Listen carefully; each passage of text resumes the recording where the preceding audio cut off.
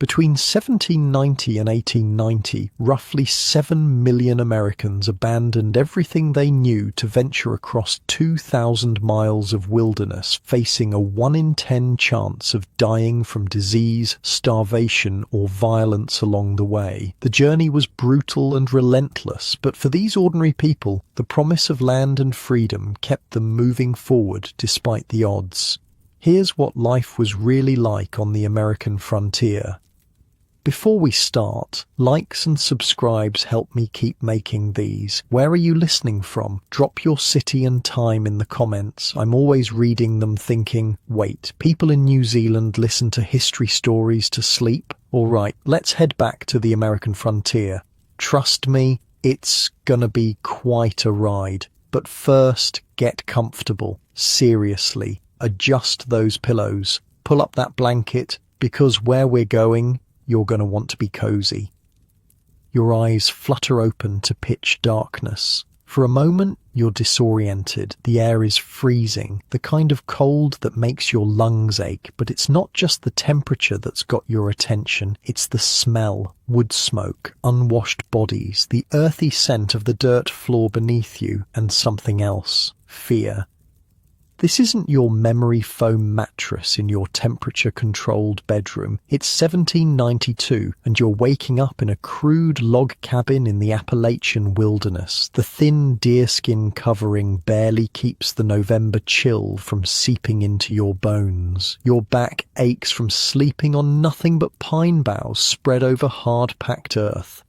Thomas Harper, 23 years old and stupidly brave, opens his eyes in the darkness, not like your darkness with streetlights bleeding through curtains. This is complete, soul-swallowing blackness, the kind that makes you question if your eyes are actually open. "Mary," he whispers, reaching for his wife beside him.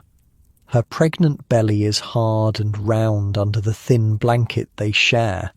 She mumbles something unintelligible, still mostly asleep. Outside, a wolf howls. Then another answers. They sound close. Too close. Thomas shifts slightly, feeling for the Kentucky long rifle he keeps within arm's reach, always. Not like now, where you might have a phone by your bed. His lifeline is black powder and lead ball. I should check the livestock, he thinks. But the thought of leaving the relative warmth of the cabin makes him hesitate. It's probably 15 degrees outside, maybe colder. People die in this kind of cold when they're not careful. Not dramatic movie deaths either, just quiet, sleepy ones where your heart slows down and you never wake up. Unlike your cozy bed with its layers of blankets, Thomas and Mary sleep in their clothes, not just any clothes, the same scratchy, homespun wool garments they've worn for days, weeks even. Bathing in winter is something only fools attempt. You wash your face and hands when you can, but a full bath, that's a spring luxury. The cabin itself is barely 12 feet square. Thomas built it with his own hands and the help of 2 other families who settled nearby. The logs are rough-hewn pine, the gaps between them stuffed with mud and moss. Chinking, they call it. It's a constant battle to keep the elements out. The wind finds every crack, every weakness. "You awake?" Mary's voice is barely audible. "Yeah," Thomas replies. "Wolves again." Mary's hand finds his in the darkness. Her fingers are calloused from work, spinning wool, making soap, cooking over an open hearth, tending the small garden that had provided their meagre harvest before the frost came. Not like your smooth hands that know keyboards and touchscreens better than actual labour. "The baby's kicking something fierce," she says, guiding his hand to her belly. Thomas feels the strong push against his palm and smiles in the darkness. Strong like his pa. Or stubborn like his ma, Mary counters. A log shifts in the fireplace, sending up a brief flare of light that illuminates the cabin's interior. One room, that's their entire world. A rough table Thomas made from a split log, 2 three-legged stools, a Dutch oven and cast-iron skillet hanging near the stone fireplace. Their few possessions stored in a wooden chest, extra clothing, Mary's sewing kit, Thomas's hunting knife, a precious Bible brought from Virginia. In the corner, hanging from the rafters, are strips of venison drying into jerky. Below them, a barrel contains their winter store of corn. It's not enough. Thomas knows this, but doesn't say it. They'll need more meat to survive until spring. The fire has died down to embers. Thomas reluctantly leaves the warmth of the bed to add another log. The floor is ice against his stockinged feet. He moves quickly, stirring the coals before placing a split oak log on the glowing embers. "Gonna be a cold one today," he says, a master of understatements. Mary sits up, wrapping the blanket around her shoulders. "I'll get breakfast going. There's no sleeping in on the frontier, no lazy Sunday mornings. The day begins when you can see your breath in the cold air inside your own home. And it doesn't end until you can no longer see your hand in front of your face at night." The wolves have gone quiet. Thomas takes his rifle down from the pegs on the wall, checks the priming in the pan. "I'll check the animals," he says, pulling on a deerskin hunting jacket and a fur cap. "Maybe set some snares after." Before opening the door, he stands for a moment bracing himself for the blast of cold air that will rush in. Mary has already moved to the fireplace, carefully feeding kindling to the growing flames. This choreography of survival plays out every morning. "Be careful," Mary says, not looking up from her work. It's what she always says. On the frontier, it's not just a pleasantry, it's deadly serious. Thomas nods, lifts the wooden latch and pushes the door open. The hinges, wooden pegs, not metal, creak in protest. A wall of frigid air hits him, stealing his breath. The small clearing around the cabin is frosted white, the surrounding forest a dark wall of pine and oak. Their 4 chickens and single milk cow are in the lean-to shelter attached to the cabin's side. He can hear the cow's soft lowing. Another day, Thomas thinks, stepping out into the numbing cold. Just got to make it through another day. Wait, let me paint you a picture of just how insane Thomas Harper's gamble was. This wasn't like moving to a new city for a job. This was Thomas, Mary, and 60 pounds of possessions they could carry, heading into virtually unmapped wilderness with nothing but rumours of good land to guide them. Thomas had grown up in the Shenandoah Valley of Virginia, the son of a tenant farmer who worked someone else's land until the day he died. Thomas wanted more. He wanted his own land, and the only way to get it was to go where nobody wanted to be, the wild frontier beyond the Appalachian Mountains. The stories he'd heard in taverns painted it as an Eden, land so fertile you could drop seeds and they'd grow overnight, forests teeming with game, clear streams full of fish. What those stories conveniently left out were the hostile native tribes defending their hunting grounds, the bone-crushing labour of clearing forest for fields, and the soul-crushing isolation that drove some settlers actually, legitimately insane. "You know what people back east called moving west?" Thomas would later tell his son. "They called it going to the slaughter. That's how bad the odds were." Okay, back to our freezing morning. Thomas checks the cow and chickens, making sure they've survived the night. The cow is his most valuable possession, worth more than the cabin itself. She provides milk, which means butter and cheese. When she calves in the spring, the calf will eventually mean meat or more milk. You don't eat your cow unless you're truly desperate. That's Frontier Economics 101. The chickens are huddled together, puffed up against the cold. 3 hens and a rooster. Eggs are precious protein, especially in winter when hunting can be difficult. Thomas scatters a handful of corn for them, counting each bird to make sure none died in the night. "All accounted for," he mutters to himself, his breath clouding before him. He glances at the sky. pale blue with wispy clouds. Good hunting weather. With Mary expecting, they need meat desperately. The baby will come in late January or early February, the hungriest time of year. The thought sends a spike of anxiety through him. Winter births are dangerous. No doctor for 50 miles, just Mary and the wife of a neighbouring settler who's delivered a few babies. Not going to think about that now, Thomas tells himself, shrugging his rifle onto his shoulder. The forest around them isn't the manicured woodland of modern state parks. It's primeval, massive trees that have stood for centuries, underbrush so thick in places you need a machete to pass through. It's also alive with threats, wolves, bears, panthers, and sometimes other humans with different ideas about whose land this really is. Thomas walks about 50 yards to check his traps from yesterday. The first two are empty, but the third holds a fat rabbit, already stiff with cold and death. Breakfast and maybe lunch. He quickly resets the traps and heads back toward the cabin, the rabbit hanging from his belt. Inside, Mary has the fire going properly now. The cabin is still cold, but at least you can breathe without seeing it. She's stirring corn mush in the iron pot, their staple breakfast. The rabbit will be a welcome addition. Caught something? She asks, nodding toward the rabbit.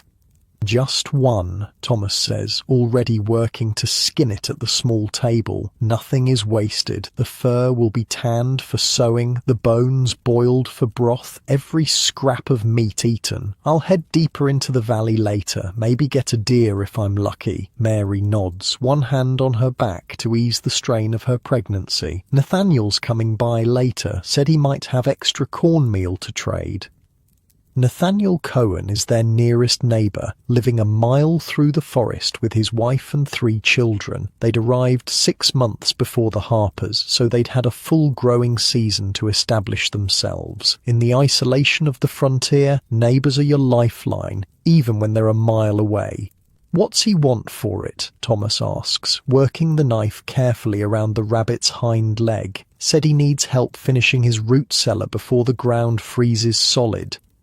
Thomas nods. Currency is scarce on the frontier. Most exchanges are through barter and labour. He'll work half a day digging Nathaniel's root cellar, and in return they'll have cornmeal to stretch their winter stores a little further. Good deal, he says. I'll head there after I hunt.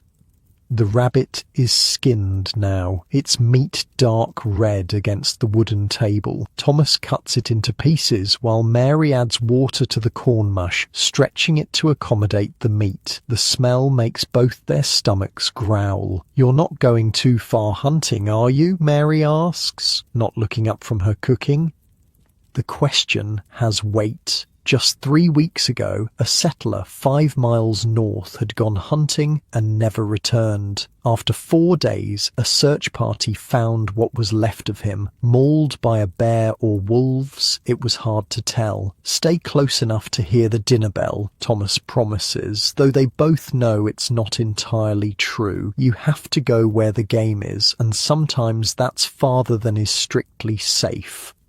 While they eat breakfast, sitting on stools by the fire, Thomas outlines his plans for the day. Hunting, helping Nathaniel, chopping more firewood if there's daylight left. Mary will card wool, tend the animals, and continue making candles from the deer tallow they've saved. Each day is a carefully choreographed struggle to stay ahead of hunger and cold. "Think it'll snow soon?" Mary asks, looking at the small window. Just an opening with a wooden shutter, no glass. Luxuries like window glass are for established towns, not frontier cabins. "Few days, maybe," Thomas says, judging by the feel of the air and the way his left knee aches. An old injury that predicts weather better than any almanac. What they don't discuss are the deeper worries. The winter ahead, the coming baby, the Shawnee hunting party they'd spotted watching their cabin from the ridge last week. Some conversations are too heavy for breakfast, even on the frontier. After eating, Thomas prepares for hunting. He checks his powder horn, making sure it's sealed against moisture. Wet gunpowder is useless gunpowder. He counts his lead balls, 14 left, each one precious. His hunting knife is already sharp. He'd seen to that yesterday. "I'll be back before dark," he tells Mary, pulling on his cap again. "You better," she says, and they both know why. Darkness in the wilderness isn't just an absence of light. It's when the balance of power shifts from humans to predators. Only fools or the desperate travel the forest at night. As Thomas steps outside again, the cold somehow feels even more intense than earlier. The brief warmth of the cabin and food has made him sensitive to it again. He takes a deep breath, letting the chill air fill his lungs. "Right," he mutters to himself. "Let's find some meat." The forest swallows him as he walks away from the clearing. Within moments, the small cabin is out of sight, hidden by the thick trees. Thomas moves quietly, his moccasins barely making a sound on the frozen ground. Every sense is heightened, the way it always is when you step from safety into potential danger. The rifle is heavy in his hands, loaded and ready. His eyes scan constantly, not just for game, but for threats. A snap of a twig might mean dinner, or it might mean something sees you as dinner. The difference is knowing which is which before it's too late.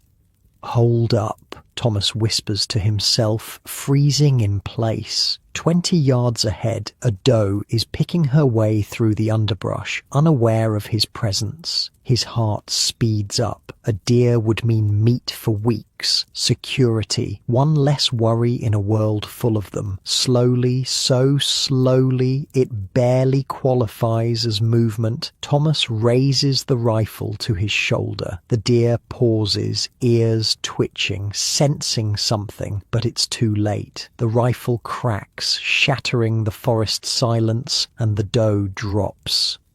"Thank you," Thomas whispers, whether to God or the deer or just the universe. It's hard to say. Frontier gratitude is a complex thing.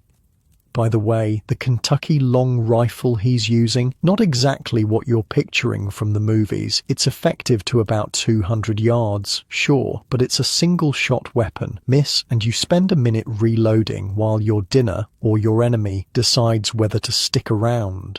And in cold, like this. Your fingers fumble, powder gets damp, everything takes twice as long. Getting the deer back to the cabin is going to be work. Thomas Field dresses it where it fell, removing the internal organs to lighten the load and prevent the meat from spoiling. His hands are soon slick with blood, steaming in the cold air. This is butchery, not the sanitized meat department at your grocery store. It's intimate and messy and absolutely necessary. Gonna need help dragging this back, he thinks, considering whether to go get Nathaniel now or try to manage it himself. The deer must weigh over 100 pounds, even without the innards, and dragging it might attract predators following the blood trail. He decides to cover the carcass with branches and head to Nathaniel's first. Together they can bring it back more quickly and safely. As he works to hide the deer, a flicker of movement catches his eye. At the top of the ridge, maybe 100 yards away, a figure stands watching him.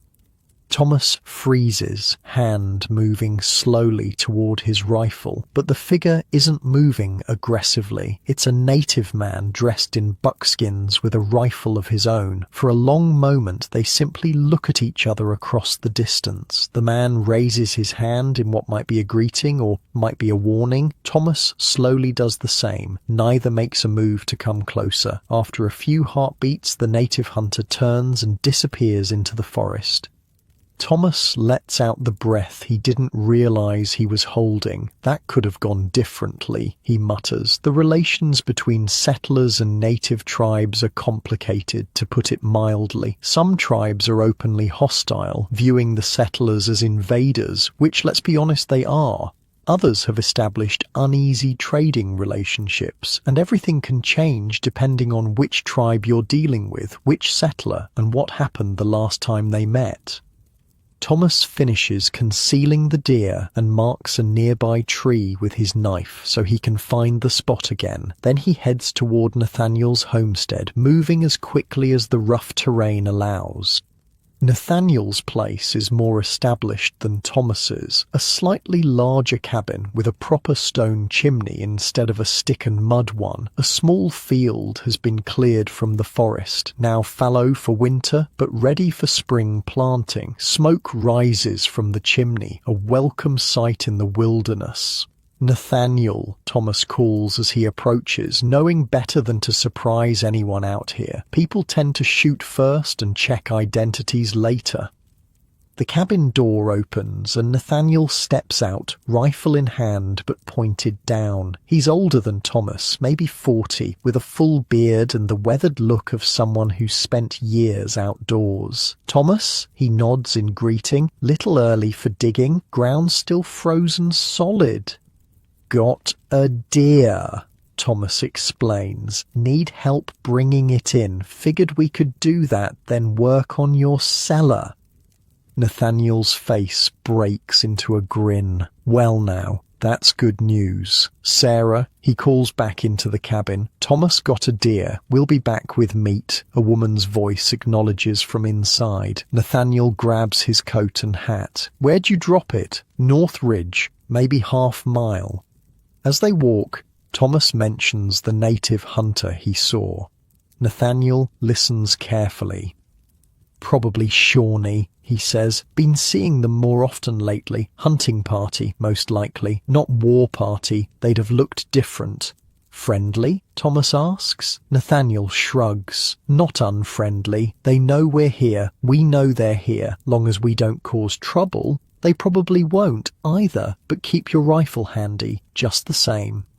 When they reach the deer, both men work quickly to hoist it onto a makeshift travois Nathaniel brought. 2 long poles with a hide stretched between them. Dragging it is still work, but manageable between 2 men. "Good size," Nathaniel comments, examining the deer. "Fat, too. Been eating well before winter set in proper." They drag the deer back to Thomas's cabin first. Mary comes out when she hears them approach, her face lighting up at the sight of the deer. "Oh, thank the Lord," she says, hand on her belly. "Got lucky," Thomas says, though they all know luck had little to do with it. Skill and persistence, more like. "I'll help you hang and skin it," Nathaniel offers. "Then we can see about that root cellar." The men hang the deer from a stout tree branch near the cabin. Skinning a deer properly takes time. You want to keep the hide intact for tanning. Nothing goes to waste. The meat will be cut into strips for drying, ground for sausage, or preserved in various ways. The hide will become clothing or blankets. The sinew will be used for sewing, the bones for tools, or boiled for broth. Even the hooves can be used to make glue. As they work, Nathaniel asks, "You set for winter, Thomas?"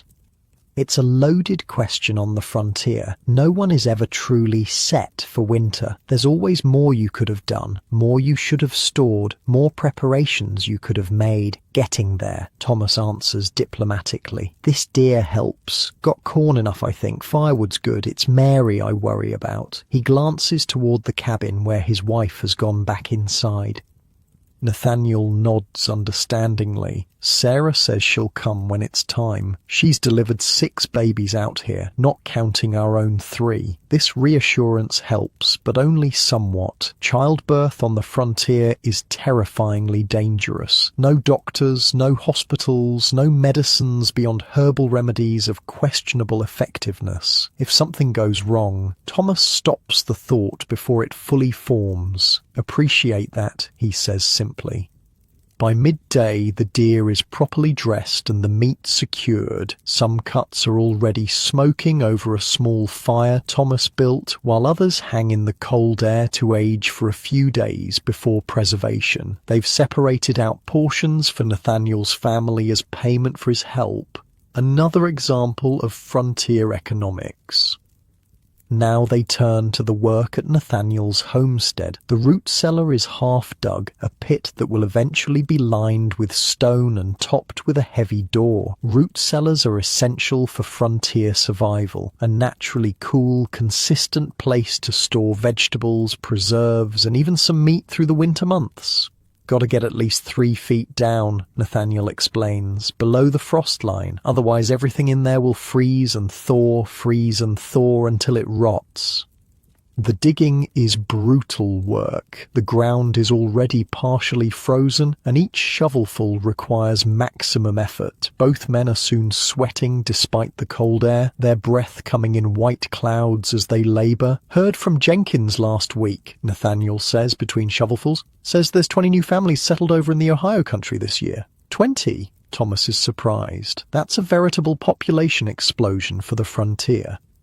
Yep. Government's offering land cheap, $1 an acre, I heard. This is the rhythm of frontier expansion. First, the lone pioneers like Thomas and Nathaniel, then a trickle of settlers, then a flood as word spreads of opportunity. Soon there will be a proper town, then another further west as people like Thomas decide it's getting too crowded and move on. Gonna be neighbours everywhere before long, Nathaniel continues. Won't be able to spit without hitting someone's cabin.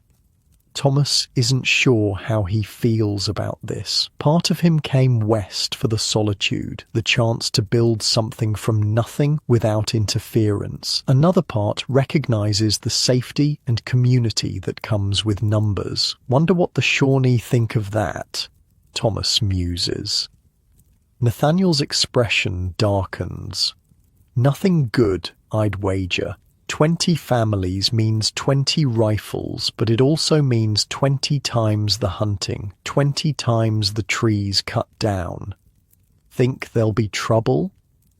Always is, eventually. Nathaniel drives his shovel into the hard earth with extra force. Always is. They work until the light begins to fade. The root cellar isn't finished, but it's significantly deeper. Another day's work should complete it. Both men are exhausted, muscles aching from the labour. Come in for some stew before you head back, Nathaniel offers. Sarah always makes too much.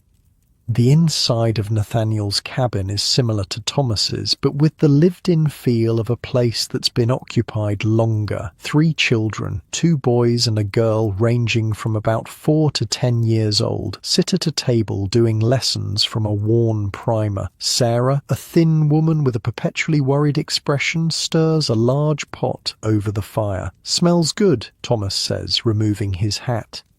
Or rabbit and whatever vegetables we had left, Sarah explains. Stretch it with cornmeal, goes further that way. The meal is simple, but filling, exactly what's needed after a day of physical labour. Thomas eats gratefully, aware that sharing food is no small gesture on the frontier where everyone lives close to the edge of hunger. As promised, Nathaniel sends Thomas home with a small sack of cornmeal.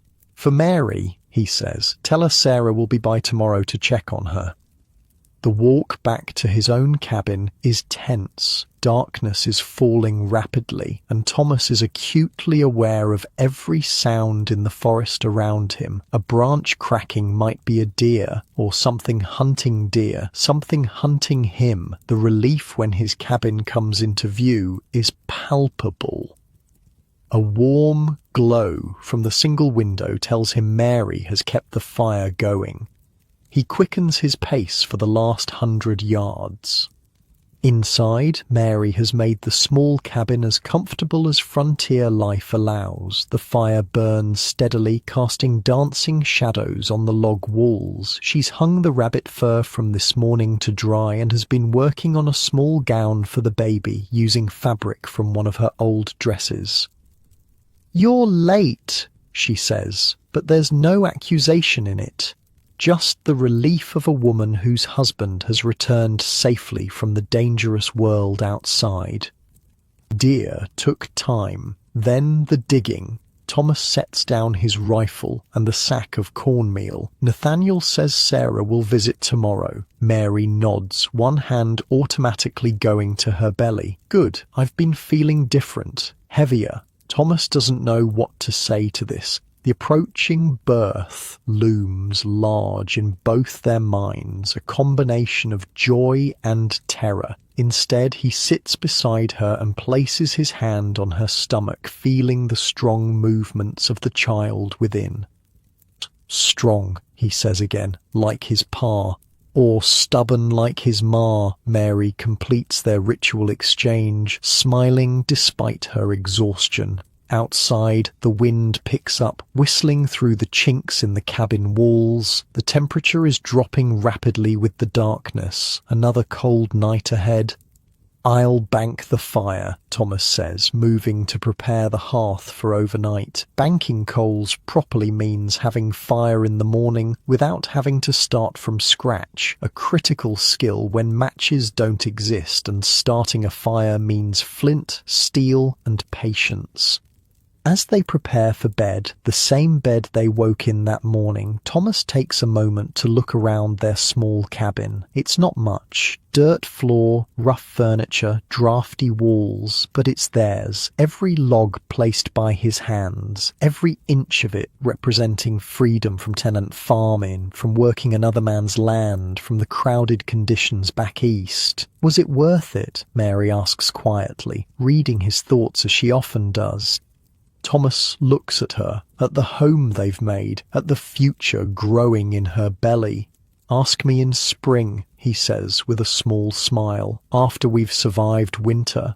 They settle into bed together, pulling the thin blankets and furs around them as the temperature continues to drop outside. Tomorrow will bring the same challenges.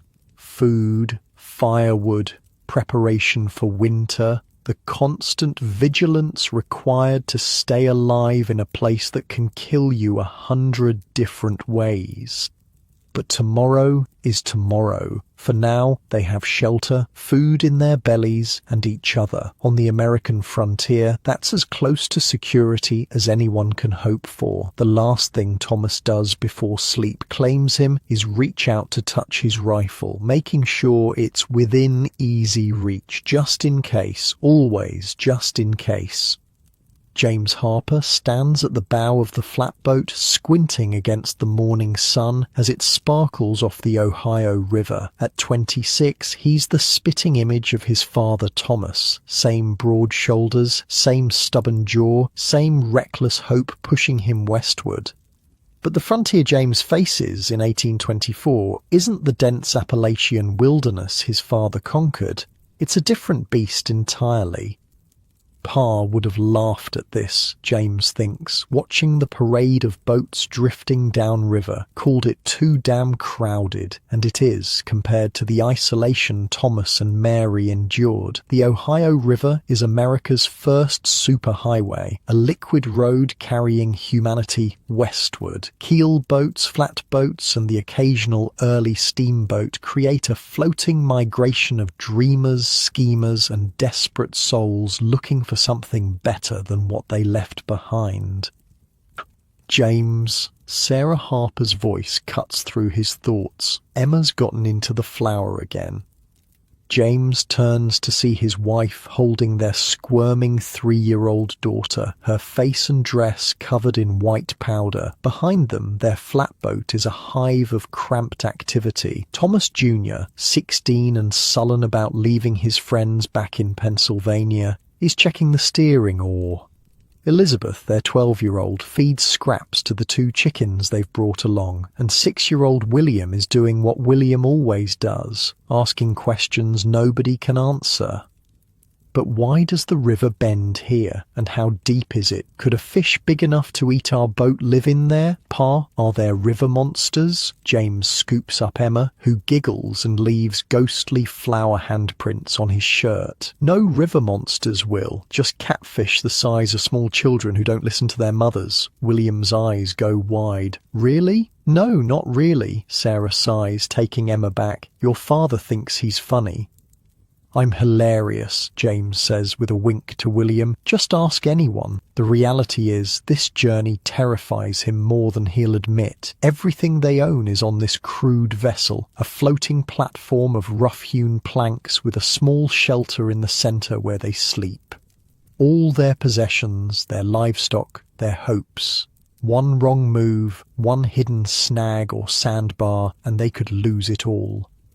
Think of it like the worst possible moving day. You've got your spouse, 4 kids, 2 dogs, 3 chickens, and literally everything you own crammed onto a homemade raft that's essentially just a floating shed. Now navigate that down a river with unpredictable currents. Other boats trying not to hit you, and oh yeah, no engine. Just a couple of long poles and a steering oar, and you have to live on this thing for weeks. Now that's what I call a family vacation. The Mississippi Valley that James has bet their future on isn't the untamed wilderness his father faced, but it's hardly settled either. The Northwest Territory has been carved into states, Ohio, Indiana, Illinois, but much of it remains raw, awaiting the plow and the axe. It's the middle stage of America's westward growth, not the first wave of isolated pioneers like Thomas, but not yet the established society that will follow. "Pa, look," William points excitedly. "Another boat?" A larger keel boat passes them, poled upstream against the current by a crew of boatmen, hard, rough men who walk the length of the boat pushing long poles against the riverbed, then walk back to the front and do it again, mile after mile, hour after hour. It's brutal work. "Thank the Lord we're going downstream," Sarah murmurs, watching the straining men. The keelboat crew eyes their flatboat as they pass. One spits a stream of tobacco juice into the river. Another calls out, "Where you headed, farmer?" "Illinois," James answers cautiously. Rivermen have a reputation for hard drinking and harder fighting. The man nods. "Good land there," they say. "If the fever don't get you first." With that cheerful assessment, they continue their backbreaking journey upstream, disappearing around the bend. "What fever, Pa?" William asks immediately. James ruffles his son's hair. "Nothing to worry about, Will, but it is. The fever, whether malaria, typhoid, or any number of other diseases, is a very real threat in the Mississippi Valley. Low-lying areas near rivers breed mosquitoes and contaminated water. Many a hopeful settler has died shivering and delirious before their first crop could be harvested. The day passes slowly, the landscape sliding by like a painting, slowly unrolling. Forests give way to occasional clearings where cabins or small settlements huddle near the riverbank. At midday, they pass a small town, just a cluster of wooden buildings with a few crude docks where boats can tie up.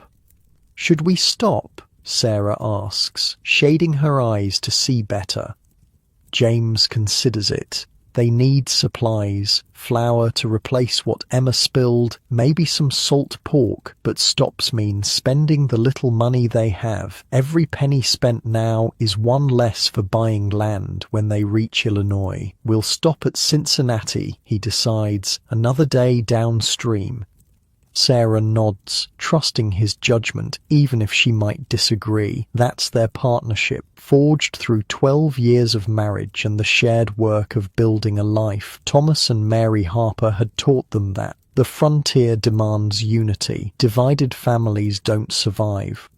That night, they moor the flatboat along the shore, driving stakes into the bank to secure it. James and Thomas Jr. collect firewood, while Sarah and Elizabeth prepare a simple meal, cornbread and a stew made from dried beans and the last of a ham they'd brought from Pennsylvania.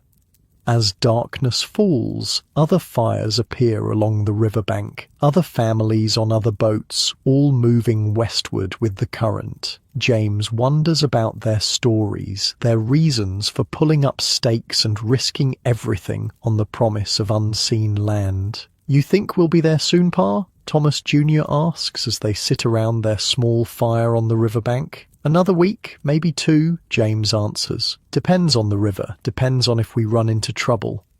What kind of trouble? William asks, always curious. Sandbars, snags, river pirates. James immediately regrets mentioning the last one when he sees Sarah's expression. River pirates? William's eyes are huge now. Very rare, James adds quickly. And they go after merchant boats carrying goods, not family boats like ours, because we have nothing worth stealing, Thomas Jr. mutters. We have everything worth stealing, Sarah corrects him firmly. We have each other. We have our health and our strength. We have the tools to build a new life. That's more than many have. James looks at his wife gratefully. She's right, of course. What they lack in money, they make up for in youth, health, and skills. James can farm, hunt, and work wood. Sarah can spin, weave, preserve food, and a dozen other essential frontier skills. The children are old enough to work alongside them. It's a fortune in capability, if not in coin. Bible says not to store up treasures on earth, James adds. Seems like good advice when you're trying to fit your life on a flatboat. This gets a smile even from Thomas Jr., who's been the hardest to convince about this move. His son had a sweetheart back in Pennsylvania, though he thinks James doesn't know about her. Leaving was especially hard for him. Get some sleep, James tells them all. I'll take first watch and wake me for second, Thomas Jr. offers, surprising James with his volunteerism. The night is alive with sounds, frogs, insects, the occasional splash of something in the river. James sits with his rifle across his knees, watching the moon's reflection ripple on the water. He's not really expecting trouble, but frontier habit runs deep. His father had taught him that vigilance is the tax you pay for survival.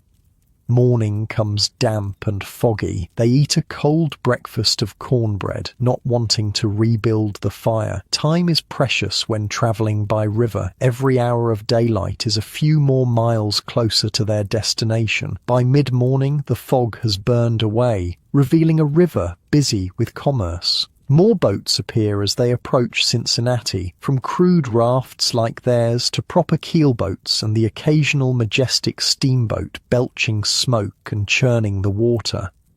Would you look at that? Sarah breathes as a particularly large steamboat passes them, its paddle wheel throwing spray into the air. It's like seeing a mythical creature, something from stories come to life.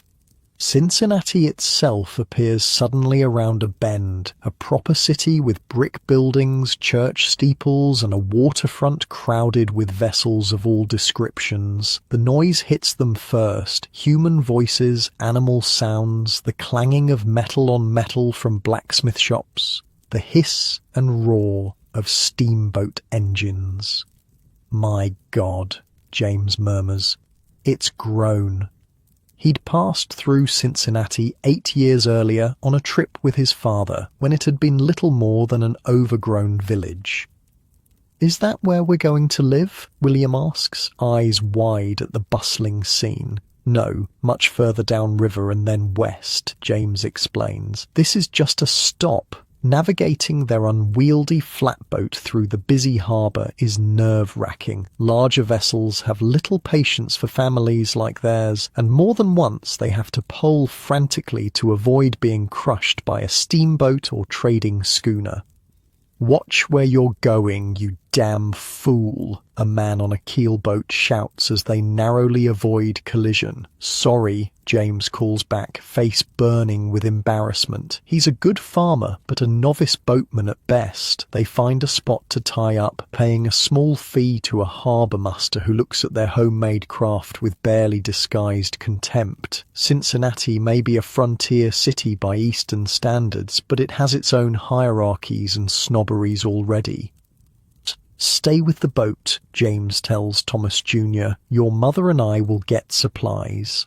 Can I come? William begs. Please? James looks at Sarah, who nods. You can come, but you stay right with us. No wandering off. The Cincinnati waterfront is a shock to their senses after weeks on the river. Crowds of people push past, rivermen in rough clothes, merchants in finer garb, women in dresses much more fashionable than Sarah's homespun, children running errands or playing in the streets. And the smells, wood smoke and horse manure, fresh bread from bakeries, the reek of fish from the market, tobacco, whiskey from numerous taverns, unwashed bodies, tar and hemp rope from the shipyards. It's overwhelming after the clean air of the river. William clings to James's hand, suddenly shy in the face of so much humanity. There's so many people, he whispers. Wait until you see New Orleans, a passing riverman laughs, overhearing. This here's just a village compared to that. They make their way to a general store where James trades some of their precious coins for flour, salt, coffee, and a few other necessities. The prices are higher than back home, and he winces as he counts out the money. Highway robbery, he mutters to Sarah. Supply and demand, the shopkeeper says with a shrug. Everything headed west costs more because that's where everyone's going. On their way back to the boat, they pass a man selling newspapers. James hesitates, then spends a penny on one. News is as much a necessity as salt in the isolated places they're headed. Waste of money, Sarah says, but without heat. She knows James's hunger for information. President election coming up, James defends himself. Adams against Jackson, should know who'll be running the country we're helping build. Back at the boat, they find Thomas Jr. in conversation with a man in a reasonably respectable coat. Not a riverman, but some sort of merchant by the look of him. "Pa, this is Mr. Davidson," Thomas Jr. says as they approach. "He was asking about our plans." James immediately feels a prickle of suspicion. The frontier breeds wariness of strangers, especially well-dressed ones asking personal questions. James Harper, he introduces himself with cautious politeness. "This is my wife Sarah." Or Robert Davidson. The man offers his hand. "Land agent, I couldn't help noticing your flatboat and family. Headed to Illinois, your boy tells me?" "That's right." "Whereabouts?" James hesitates. There's no reason not to answer, but frontier caution runs deep. "Sangamon River country. Heard the soil's good there?" Davidson nods approvingly. "It is indeed, rich and black as coffee. I happen to represent several landowners in that very region who have prime parcels available for immediate settlement." Now James understands. Not a threat, just a salesman. "We're looking to claim unimproved land, government land." Davidson's smile doesn't waver, but his eyes cool slightly. "No commission to be made here?" "Ah, well, that's certainly an option, though you should know the best lands near waterways are already claimed, and unimproved land means months of back-breaking work before you can even plant a crop." "I'm not afraid of work, Mr. Davidson." "Of course not. No one travelling as you are could be." Davidson tips his hat. "Good day to you, Mr. Harper, Mrs. Harper. Perhaps we'll meet again in Illinois." As he walks away, Sarah gives James a look. Land agent, my foot, probably a speculator. She's likely right. Land speculation is rampant on the frontier. Men buy up large tracts of government land cheap, then sell smaller parcels at inflated prices to families like theirs. Some are honest businessmen, others a little better than swindlers selling swampland as farmland to Easterners who don't know any better. "Let's get moving," James says. "I want to be downriver before dark." They cast off again, rejoining the flow of boats headed west and south. The current seems faster here, carrying them more swiftly toward their destination. Or maybe it's just James's imagination, his eagerness to reach their new home and begin the real work of building a life. That night, moored once again along the riverbank, James unfolds the newspaper and reads by firelight while the others sleep. News from Washington about the upcoming election, reports from the eastern cities about commerce and industry, a small article about conflicts with Indians in the Illinois territory that makes him frown with concern. A hand touches his shoulder and he looks up to find Sarah awake, watching him. "Anything interesting?" she asks softly, not wanting to wake the children. "Jackson's still popular with the common folk, Adams with the merchants and landowners." He hesitates. "And there's been some trouble with the Kickapoo near where we're headed." Sarah sighs. "There's always trouble somewhere, James. We knew that coming in." It's true. The frontier is defined by conflict between settlers and natives, between farmers and speculators, between civilization and wilderness. His father had faced it. Now it's his turn.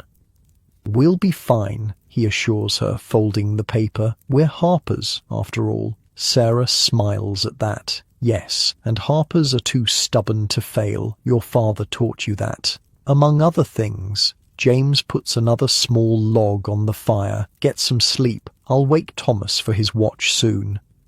But after Sarah returns to their makeshift shelter, James sits a while longer, watching the river flow by, black and mysterious in the darkness. He thinks of his father, who died 5 years ago after a hard but ultimately successful life in the wilderness he'd tamed.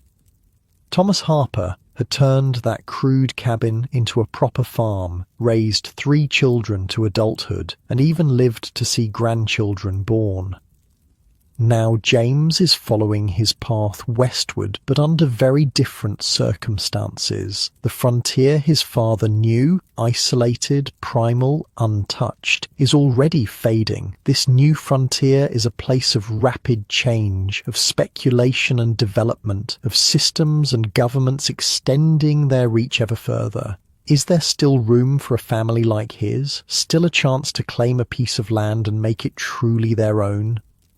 "Only one way to find out," James murmurs to himself, banking the fire for the night. The next morning dawns clear and cool. They make good time, the river carrying them steadily southward. Around midday, William, who's appointed himself lookout at the bow, calls out excitedly, "Papa, look!" James joins him, following his pointing finger to where the Ohio River meets the Mississippi in a turbulent confluence of currents. It's an awesome sight, the relatively clear waters of the Ohio joining the muddy, massive flow of the Mississippi, 2 great arteries of the continent merging into one. "That's it," James says quietly. "The great river." William Harper wipes sweat from his eyes and squints at the endless prairie stretching before him. At 32, he's no longer the curious little boy who peppered his father with questions about river monsters. Now he's the one with children asking impossible questions. Questions like, "Are we there yet?" and "Why did we leave Illinois?" And the hardest one of all, is Ma going to die like the Stevens woman?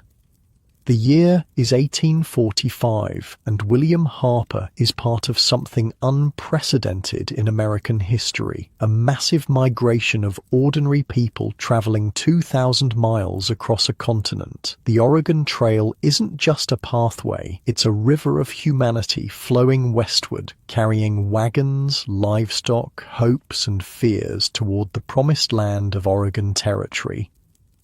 "How many wagons you figure are ahead of us, Mr. Harper?" asks Daniel Preston, a former blacksmith from Ohio who's traveled alongside the Harpers since Independence, Missouri. William shakes his head. 100, maybe more. Trail's busy this year. Busy is an understatement. Word has spread east about the fertile Willamette Valley where rain falls generously and the soil grows anything you plant, where a man can claim 640 acres, an entire square mile, for nothing but the courage to get there and the strength to work it. A stark contrast to the increasingly crowded Illinois, where William's farm had grown too small to support his growing family. Pa. 7-year-old Thomas runs up, his face flushed with excitement. "Mr. Wilson says there's buffalo ahead." William nods to his son. "Tell your ma I'll be back. Going to check." He strides forward past several wagons where men walk alongside oxen and women carry infants or toddlers too tired to walk further today. Everyone looks exhausted. They've been on the trail for 8 weeks now, and the initial excitement has long since faded into the grinding routine of dawn to dusk travel. At the front of their wagon train, William finds James Wilson, their elected captain, standing in his stirrups and peering through a spyglass. "Buffalo?" William asks without preamble. Wilson hands him the glass. "See for yourself. About 2 miles out, looks like." William focuses the spyglass and feels his heart quicken. There they are, dark shapes grazing the distant prairie, hundreds of them, maybe thousands. A sight his grandfather Thomas would have given an arm to witness. "We hunting?" William asks, handing back the glass. Wilson hesitates. "Need the meat, that's certain, but a hunt means stopping early, delaying our schedule." "Schedule?" William can't keep the edge from his voice. "We're already behind because of the sickness." The sickness? Cholera had swept through their company 2 weeks earlier, killing 4 people and leaving a dozen more weakened. They'd lost precious days burying the dead and waiting for the ill to recover or die. Wilson's jaw tightens. "I'm well aware, Harper, but every day we delay means less time to build shelter before winter in Oregon.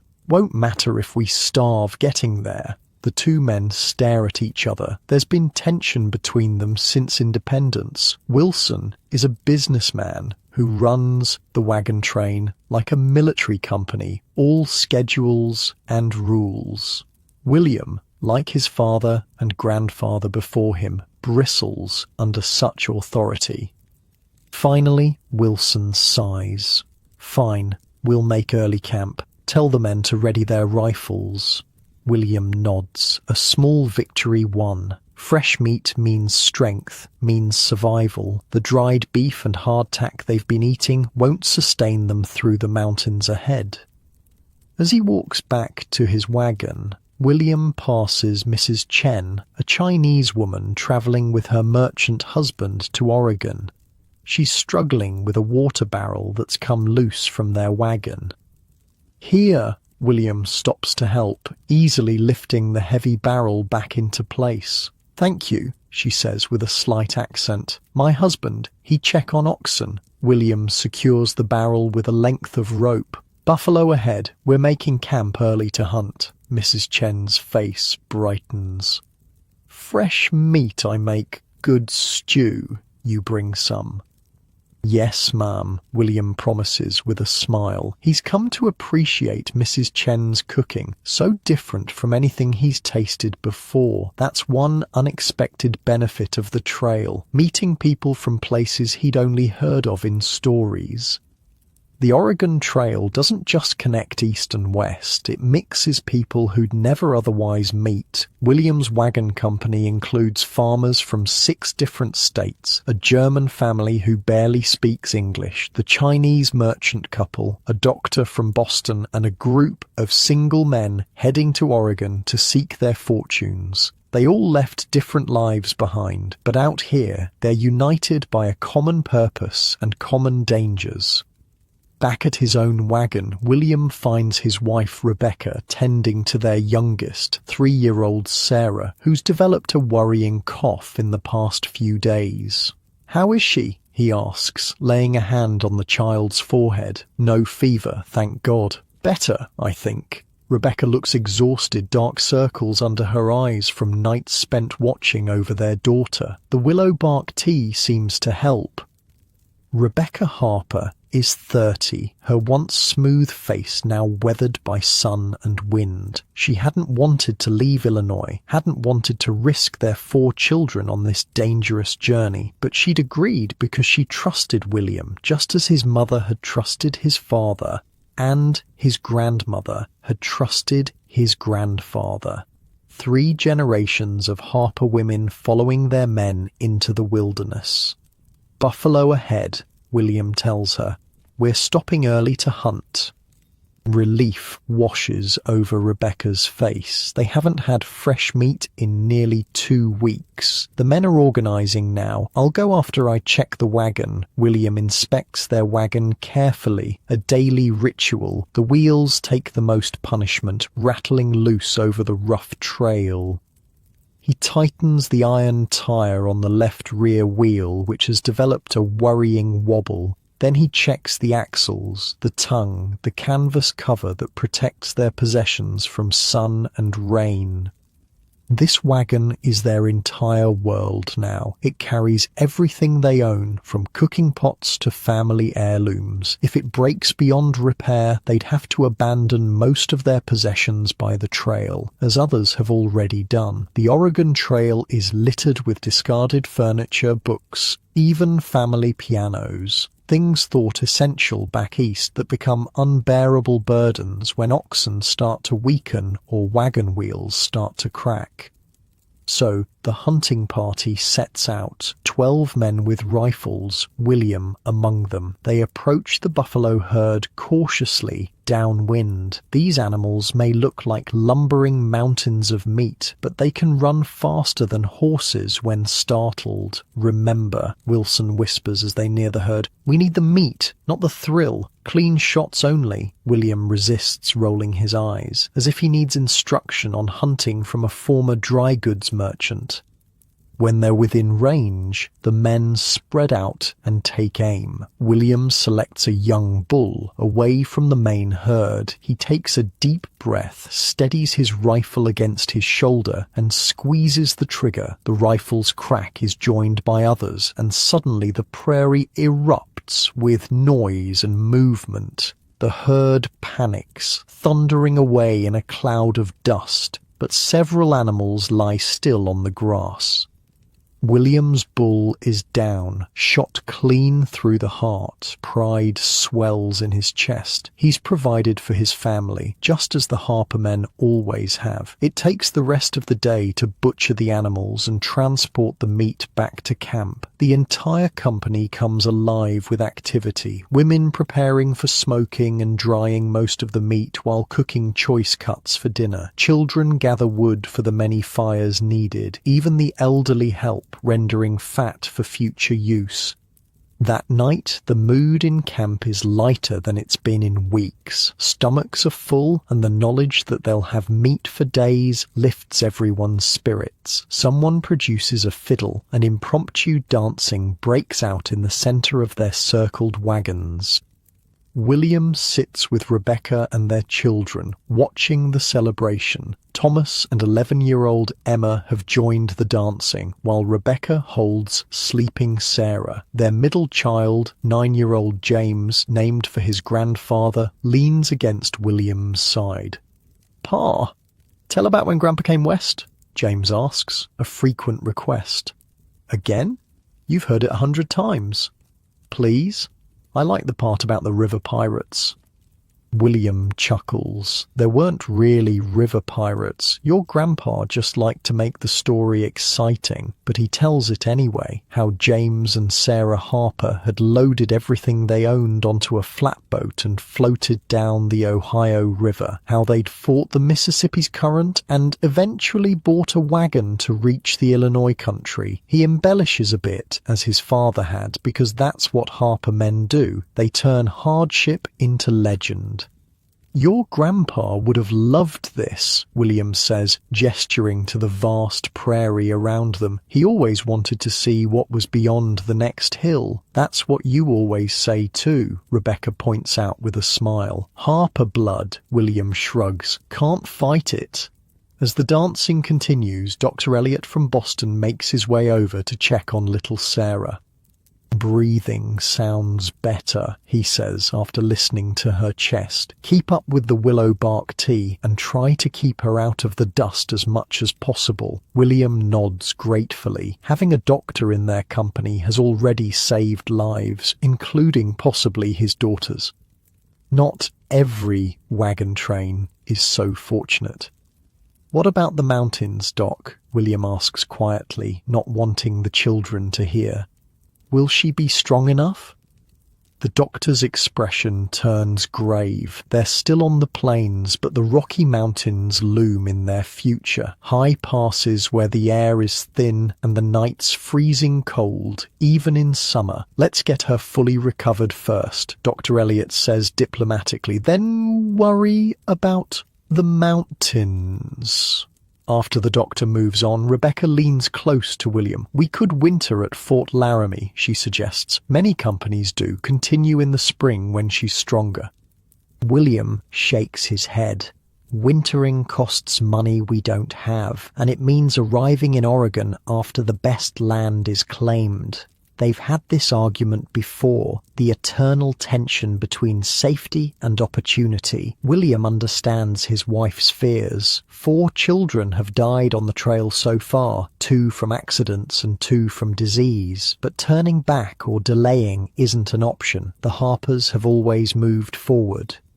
Morning comes cruelly early on the Oregon Trail. By first light, the camp is already stirring. Fires being lit, breakfast cooking, oxen being hitched to wagons. The trail allows no lazy mornings, no slow starts. Every day of travel matters. As William helps load their wagon, Thomas runs up, face pale. "Pa, come quick, the Chen wagon." William follows his son to where a crowd has gathered around the Chinese couple's wagon. Mr. Chen is sitting on the ground, holding his leg and grimacing in pain. "Broke it," Dr. Elliot explains as William approaches. Wagon wheel caught a rut and tipped, fell under it. A broken leg on the Oregon Trail is potentially a death sentence. A man who can't walk, can't lead his oxen, can't hunt, can't care for his wagon. What will they do? William asks, though he already knows the answer. In most cases, a family with a seriously injured member has to turn back or risk death. "We go on," Mrs. Chen says firmly, standing beside her husband. "I drive wagon." A murmur runs through the gathered crowd.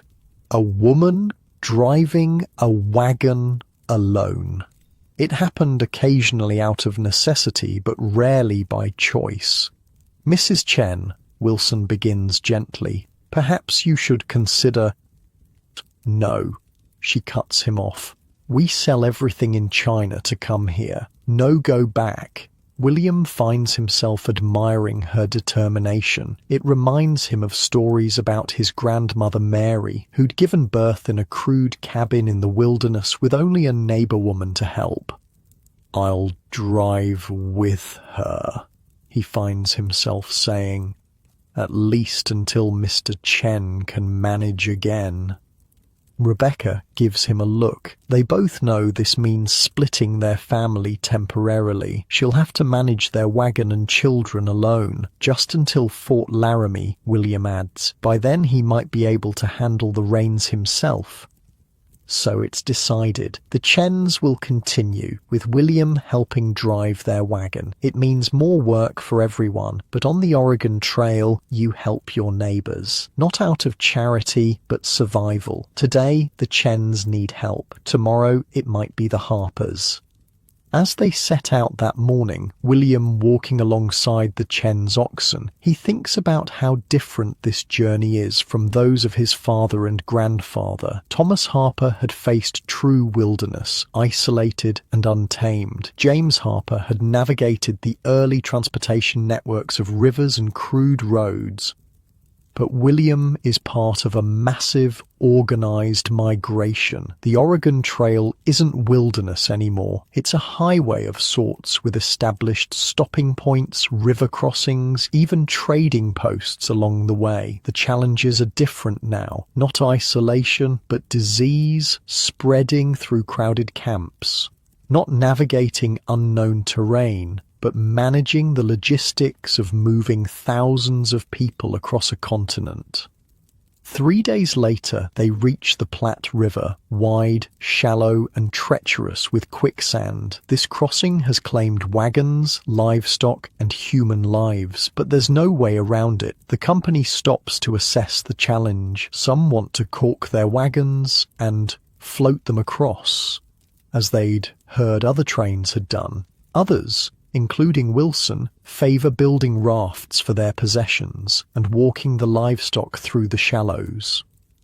I've seen too many wagons swept away trying to float them, William argues at the leaders' meeting. The Platte looks calm, but it's unpredictable. In the end, they choose the rafting approach. It's slower, but safer. The next 3 days are consumed with dismantling wagons, building crude rafts, ferrying possessions across, then reassembling everything on the far bank. It's exhausting, dirty work, but they don't lose a single person or wagon.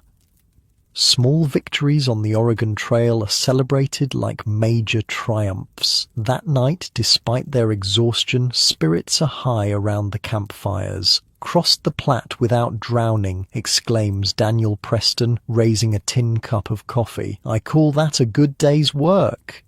William nods in agreement, sipping from his own cup. His muscles ache from the labor, but it's a satisfying kind of pain, the kind that means progress. Rebecca joins him, little Sarah asleep in her arms. "How's Mr. Chen?" Better. Doc says the bone's setting clean, no sign of infection." "Good." She sits beside him on a fallen log. "The children miss you at our wagon." "I know, not much longer." William puts an arm around her shoulders. "How's Sarah's cough?" "Almost gone. Dr. Elliot says the worst is past." One more worry eased, but on the Oregon Trail, new worries always replace the old ones. The mountains still lie ahead, and beyond them the hot, dry deserts of the Snake River country, and always the invisible threat of disease lurking in crowded camps and contaminated water. A commotion near the edge of camp draws their attention. A rider has arrived, a scout from another wagon train ahead of them on the trail. Wilson brings the man to the central fire so everyone can hear his news. The scout looks exhausted, his horse lathered with sweat. "Cholera's broken out bad at Fort Laramie," he announces without preamble. 20 dead already, fort's quarantined." A stunned silence falls over the camp. Fort Laramie had been their next major milestone, a place to rest, restock supplies, perhaps even mail letters back east. "How far does the quarantine extend?" Dr. Elliot asks. 5 miles in all directions, the scout answers. "They're turning away all wagon trains." "Is there a way around?" Wilson demands. "North route adds about 40 miles. South is shorter but rougher terrain." The discussion explodes around the fire. Which route to take? Whether to wait until the quarantine lifts? How to handle their dwindling supplies without the expected restocking at the fort? William sits quietly, processing the news. Cholera is the spectre that haunts every wagon train. It strikes without warning, killing within hours. Healthy people at breakfast can be dead by dinner, and it spreads like wildfire through crowded camps. Rebecca's hand finds his, squeezing tightly. They're both thinking of their children, especially Sarah, still recovering from her illness. "We should take the north route," William says, loud enough to cut through the chatter. 40 extra miles is better than risking cholera." Several voices agree, but Wilson looks troubled. "That puts us a week behind schedule, maybe more." "Schedule?" William feels his temper rising again. "What good is a schedule if we're all dead from cholera?" "He's right," Dr. Elliot supports him. "I've seen cholera outbreaks. We want no part of it." The debate continues for hours, but eventually the north route wins out. They'll leave at first light, making a wide berth around Fort Laramie and its deadly outbreak. That night, as William lies beside Rebecca in their wagon, sleep eludes him. The children are all asleep, Thomas and James on the floor of the wagon, Emma and Sarah on the small bed they share with Rebecca. William usually sleeps under the wagon, but tonight, with the news of cholera, he wants to be close to his family. "Are we doing the right thing?" he whispers to Rebecca, unsure if she's still awake. "Coming to Oregon, you mean?" Her voice is equally soft. All of it, leaving Illinois, bringing the children on this journey, risking everything. Rebecca is silent for a long moment. My mother asked my father the same question when they moved from Virginia to Kentucky, and I imagine your grandmother asked your grandfather when they built that first cabin in the wilderness. William smiles in the darkness. Harper women always following their foolish men into danger. Not following, Rebecca corrects him. Walking beside, there's a difference. He reaches for her hand, finding comfort in her touch. We'll make it, won't we? We're Harpers, she says simply, too stubborn to fail. It's his father's phrase, and hearing it from his wife's lips makes William's chest tighten with emotion. 3 generations of Harpers, each pushing the frontier further west, each facing different challenges but driven by the same dream, a place of their own, a future for their children. Get some sleep, Rebecca murmurs. Long day tomorrow. William closes his eyes, listening to the night sounds of the camp, crickets chirping, livestock shifting restlessly, the occasional cough or murmur from nearby wagons. The Oregon Trail has its own lullaby, a symphony of humanity on the move. Tomorrow they'll turn north, avoiding Fort Laramie and its cholera outbreak. They'll face new terrain, unexpected challenges, but they'll face them together, this community of strangers bound by a common destination. As sleep finally claims him, William's last thought is of the land waiting for them in Oregon, 640 acres of fertile soil where the Harper family will put down roots again, land where his children will grow up, where perhaps his grandchildren will be born, unless, of course, the frontier calls them further still. Because Harper blood, as he told his son, can't be denied. It pulls westward, always westward, toward the unknown horizon. William Harper stands knee-deep in the frigid waters of the American River, his back screaming in protest as he straightens. 6 hours of stooping over a wooden cradle, swirling river mud in hopes of finding that telltale yellow glint. 6 hours, and all he has to show for it is a few flakes in his leather pouch that might be worth $1, maybe. This is what I left my family for, he mutters, stretching his aching muscles. It's 1851, and William Harper has joined the greatest gamble in American history, the California Gold Rush. 2 years earlier, he'd successfully brought his family to Oregon's Willamette Valley. They'd claimed their 640 acres, built a cabin, planted crops. Things were going well, then news had filtered north about the rivers of California literally flowing with gold, men finding fortunes in a day that would take a lifetime to earn as a farmer. So William, like thousands of others, had left his established homestead to chase dreams of instant wealth. Just for a season, he'd promised Rebecca. I'll be back before winter with enough gold to buy proper lumber for a real house, maybe even glass windows. Now standing in this crowded river where the easy gold was claimed long ago, he's beginning to doubt his decision. Harper, you deaf? The voice belongs to Josiah Miller, a former Ohio schoolteacher who'd abandoned his classroom for the same golden dreams. Shifts changing. Mackenzie wants us upstream tomorrow.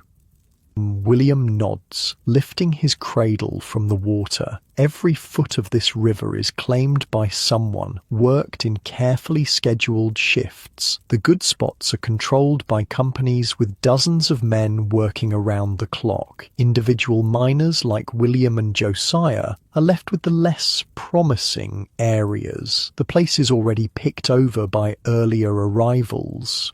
Any luck today? Josiah asks as they trudge up the bank. William holds up his small pouch. Barely worth the effort. Better than me. Got nothing but backache and wet feet. Josiah isn't bitter though. Nobody is really. That's the strange magic of the gold fields. Every day is a fresh lottery. Yesterday's empty pan might be today's bonanza. They make their way back to the mining camp, a chaotic sprawl of tents, crude shanties, and the occasional proper wooden structure housing a saloon or store. What had been empty wilderness 3 years ago is now a makeshift city of 15,000 souls, all focused on a single obsession: gold. Think of the most bizarre music festival you've ever seen, but remove the music, add crushing physical labor, multiply the filth by 10, and drop it in the middle of nowhere with no bathrooms, no police, and absolutely no rules. Now imagine living there for months or years. That's a California mining camp during the gold rush. Mail came, Josiah mentions, as they pass the camp's general store, where prices are 3 times what they'd be back east. Might be something from Oregon. William's heart lifts. Rebecca's letters are his lifeline, his connection to the world he left behind. They arrive sporadically, sometimes 3 at once after weeks of nothing. Inside the crowded store, the proprietor, a shrewd New Yorker named Goldstein, who's made more from selling shovels than most miners have made from using them, waves William over. "Harper letter for you, and that saw you ordered came in, $8. "8? You said 6 last month." Goldstein shrugs unapologetically. "Price went up, supply and demand. You want it or not?" William bites back his frustration. Everything in the goldfields operates on extortion pricing. The miners produce the wealth, but it's men like Goldstein who collect it, selling necessities at whatever price the market will bear. "I'll take it," William finally says, counting out precious coins. He needs the saw for the sluice box he's building with Josiah, a new approach they hope will yield better results than the labor-intensive cradle method. The letter is from Rebecca, dated 6 weeks earlier. William tucks it inside his shirt.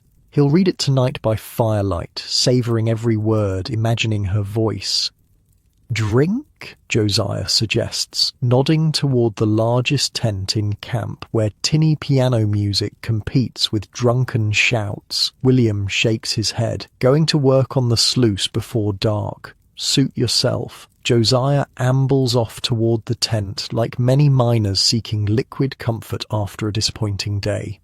William returns to their campsite, a simple canvas tent they share with 3 other men, all from different states but united by the same golden fever. He retrieves the sluice box materials from beneath his bedroll and sets to work with his new saw. The idea is simple. Instead of processing a pan or cradle of sediment at a time, the sluice will use the river's current to wash larger quantities of gravel over a series of riffles that catch the heavier gold. Less labor, more volume, better chances. That's the theory, anyway. As the evening shadows lengthen, William finally takes a break. The other men have all gone to the saloon tent, leaving him blessedly alone. He settles by their small fire, pulls out Rebecca's letter, and carefully breaks the seal. "My dearest William."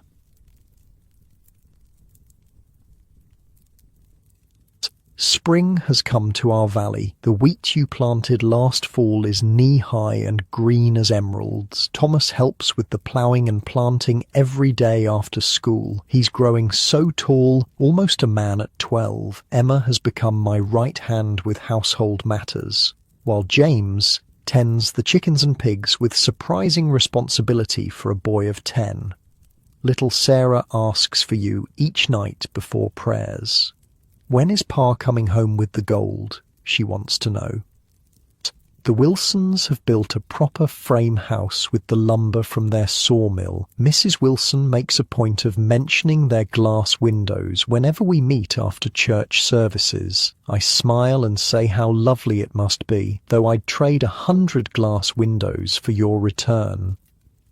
News from California reaches us in fragments. Some say the gold is gone, others that new discoveries are made daily. I don't know what to believe, except that I miss you terribly and pray for your safe return, with or without golden riches. Your loving wife, Rebecca. William folds the letter carefully and tucks it with the others in his small wooden box of treasures. Guilt gnaws at him. Guilt for leaving, guilt for having so little to show for his absence. The Wilsons with their fine house and glass windows, Mrs. Wilson's smug comments to Rebecca. "I should go home," he says aloud to the empty camp. But even as the words leave his mouth, he knows he won't. Not yet. The dream of striking it rich still burns too brightly. One good find, that's all he needs. One pocket of gold dust or a single nugget the size of his thumb could change everything. The next morning brings a new strategy. William and Josiah, along with their tent mates Erickson, a Swedish immigrant, and Cooper, a former Missouri blacksmith, have pooled their resources to work as a team with their newly completed sluice. "If we each worked alone, we might all find nothing," William explains as they haul the heavy wooden contraption to their claim. "Together we process more gravel, increase our chances."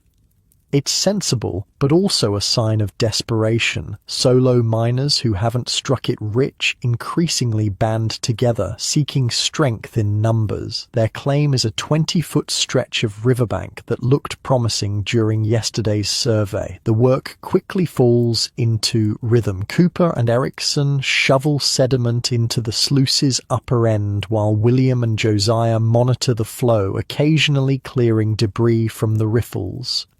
By midday, they've processed more material than William could have managed alone in a week, and results are showing a promising accumulation of black sand and tiny gold flecks in the sluice's traps. "Told you it would work," Josiah crows, eyes bright with renewed hope. At day's end, they carefully collect their take, separating gold from sand using mercury, a dangerous but effective method. The final yield is encouraging, almost an ounce of gold dust between them. Split 4 ways, it's still the best day any of them have had in weeks. "Worth celebrating," Cooper declares. "First round's on me." The main saloon tent is packed with miners unwinding after a day's labour. It's a strange, volatile mix of nationalities and backgrounds. Americans from every state rubbing shoulders with Mexicans, Chileans, Chinese, Europeans, and even a few Australians, all drawn by the same siren call of instant wealth. "It's a regular Tower of Babel," Josiah comments as they push through the crowd toward the bar, a rough plank laid across 2 barrels. The piano player pounds out a lively tune while a woman in a faded red dress sings bawdy lyrics that would scandalize folks back home. Clouds of pipe and cigar smoke hang in the air. At crude tables, men gamble away their day's findings in games of faro, poker, and monte. William orders whiskey, though he's not much of a drinker. It's what men do in the gold fields. Work all day, drink and gamble all night, then rise with the sun to start again. An endless cycle of labour, hope, and usually disappointment. "You hear about the strike over at Murphy's diggings?" A miner at the bar is talking loudly to his companion. "Fellow hit a pocket yesterday worth $3,000. $3,000 in one damn day."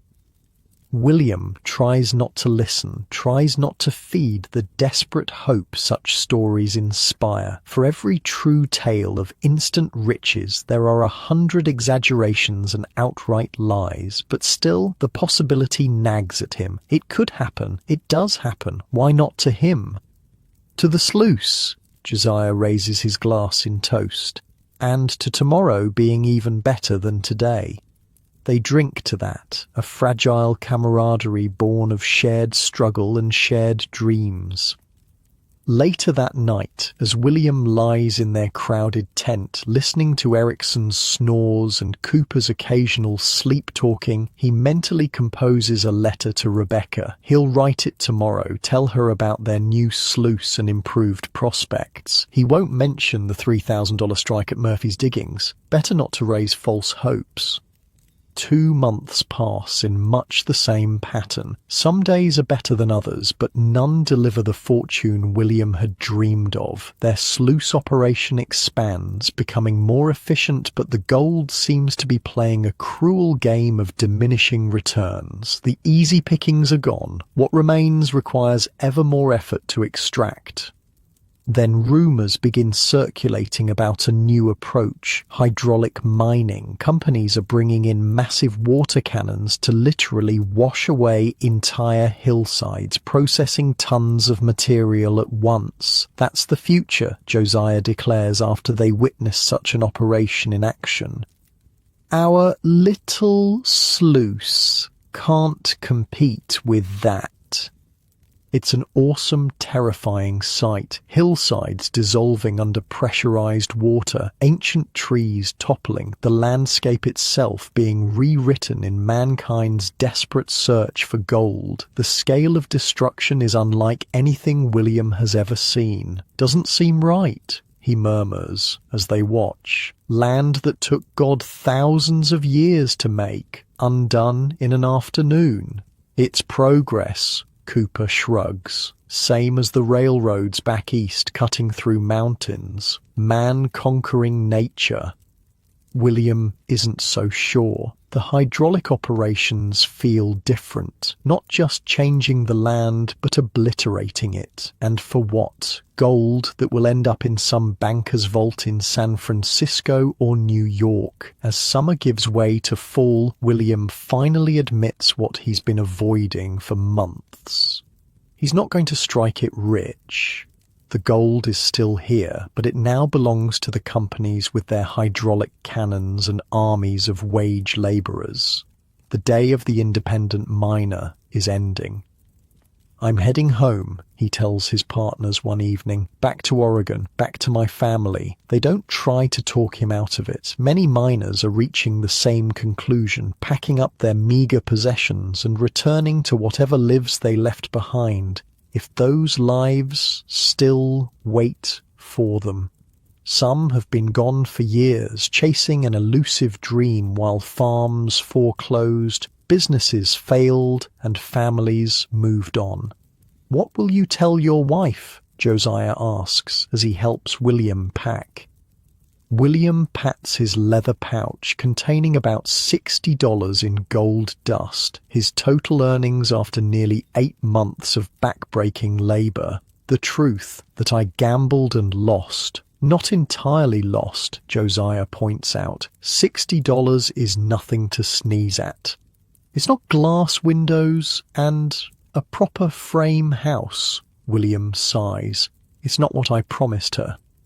His journey back to Oregon is quieter than the frenzied trip south had been. The roads are filled with men like him, subdued, reflective, most returning with far less than they'd dreamed of. Some won't go home at all, too ashamed to face families after years of broken promises. Along the way, William encounters a wagon train heading south, fresh-faced men with excited chatter about the gold fields. He considers warning them, telling them the brutal truth about what awaits, but he sees the hope in their eyes, the same hope that had driven him, and holds his tongue. Some lessons must be learned firsthand. When he finally crests the hill overlooking their homestead in the Willamette Valley, William pauses to take in the sight. The cabin looks smaller than he remembered, the cleared fields more modest, but smoke rises cheerfully from the chimney, and he can see a figure in the yard. Thomas, surely, though taller than when he left. For a moment, William is gripped by doubt. What if Rebecca resents him for leaving? What if the children have forgotten him? What if they've managed so well without him that his return is an unwelcome disruption? But before these thoughts can take deeper root, Thomas glances up, freezes, then bolts toward the cabin, shouting words William can't quite hear but understands nonetheless. Pa's home. Pa's home. And suddenly the yard is alive with movement. Rebecca emerging from the cabin, Emma and James running from the barn, little Sarah toddling behind trying to keep up with her siblings, all racing toward him as he urges his tired horse down the slope. He dismounts just in time to catch Sarah as she launches herself into his arms. "Did you bring gold, Pa? Did you?" William laughs, the first genuine laugh in longer than he can remember. "Just a little, squirrel, just a little." Rebecca reaches him last, standing slightly apart as the children clamour around him. Her eyes search his face, reading the story of his failure before he can confess it. "You're home," she says simply. "That's all that matters." Later, after the excited chatter of children has been replaced by the deep breathing of sleep, William and Rebecca sit by the fire. He's told her everything, the back-breaking work, the meagre findings, the dashed hopes. "I'm sorry," he concludes, staring into the flames. "I should never have gone." Rebecca is quiet for a long moment. "Maybe not," she finally says, "but you're not the only one. Half the men in our church congregation left for California. Most haven't returned yet. And those who did came back with stories, not gold." She reaches for his hand. "But we survived. The children and I managed the farm. We even expanded the wheat field and added 6 sheep." William looks around their cabin. Still rough-hewn logs, still no glass windows. Not what he'd promised, not what the Wilsons have. "The Wilsons," he begins, "have a pretty house and a miserable marriage," Rebecca interrupts. "Mrs. Wilson may talk about her glass windows, but she never mentions Mr. Wilson's fondness for whiskey or how he treats her when he's had too much." William squeezes her hand gratefully. "Still, I wanted to give you more." "We have enough." Rebecca's voice is firm. "And we have something the gold couldn't buy." "What's that?" "We're Harpers," she says, echoing what had become their family motto, "too stubborn to fail." William smiles, feeling the weight of months of disappointment begin to lift. Yes, the California adventure had been a failure in one sense, but he's home now, with the woman who walks beside him, not behind him, with children who still run to greet him despite his broken promises. With land that produces wheat instead of gold, but feeds his family nonetheless. And as he drifts towards sleep that night, in a real bed instead of a crowded tent, William realizes something important. His grandfather Thomas hadn't found riches in the Appalachian wilderness, nor had his father James on the Illinois prairie. What they'd found was something more valuable. A place to belong, a legacy to build, a future to shape. That, perhaps, is the true gold of the American frontier. Not what can be dug from the ground, but what can be built upon it. Sarah Harper Miller stands at the doorway of her sod house, squinting at the horizon where dark clouds gather. At 26, her face already shows the weathering of prairie life. Skin tanned and lined from sun and wind, hands calloused from work that never ends. She shields her eyes, trying to judge the distance of the storm. "Daniel," she calls, voice carrying across the Kansas prairie to where her husband works the small kitchen garden. "Storm's coming. Better get the animals in." The year is 1874, and Sarah, once the toddling squirrel who asked if her father had brought gold from California, is now a homesteader in her own right. The frontier has shifted again, moving from the timbered valleys of Oregon to the vast treeless expanses of the Great Plains. Daniel Miller nods at his wife's warning, immediately dropping his hoe. On the plains, you don't ignore approaching storms. They can transform from distant clouds to deadly fury in minutes, bringing hail that can destroy a season's crops, or lightning that can incinerate a homestead. "Matthew," Daniel calls to their 7-year-old son, "help me with the chickens." Their homestead is modest, 160 acres claimed under the Homestead Act of 1862, which promised free land to anyone willing to live on it and improve it for 5 years. The Harper family wanderlust had called to Sarah just as it had to her father, grandfather, and great-grandfather before her. When she'd married Daniel 6 years earlier, they'd immediately set their sights on the Kansas prairie, where land was available for nothing but sweat and determination. "Lucy, bring in the washing," Sarah instructs her 5-year-old daughter, who's been playing with a cornhusk doll near the door. "Quick now." As her family scrambles to prepare for the approaching storm, Sarah takes one last look at the horizon. The clouds have that greenish tinge that spells trouble, possibly hail. She sighs, thinking of their struggling corn crop. One bad storm could wipe out months of work.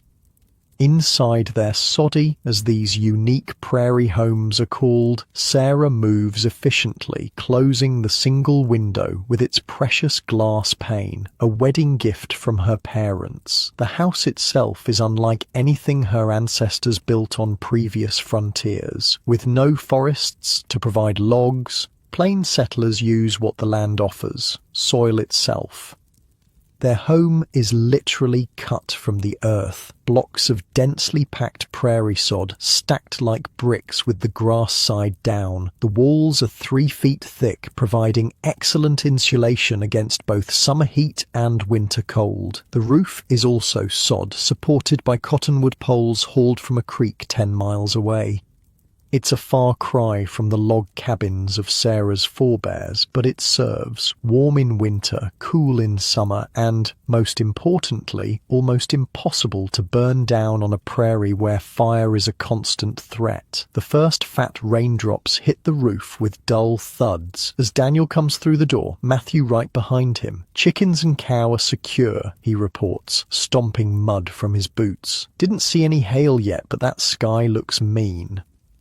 Lucy struggles in with an armful of half-dry laundry, and Sarah helps her hang it on the line strung across one corner of their single room. Then she stirs the stew, simmering in the cast-iron pot, hanging over the small fire. With no trees for firewood, they burn twisted bundles of prairie grass and precious dried cow dung, carefully collected and stored.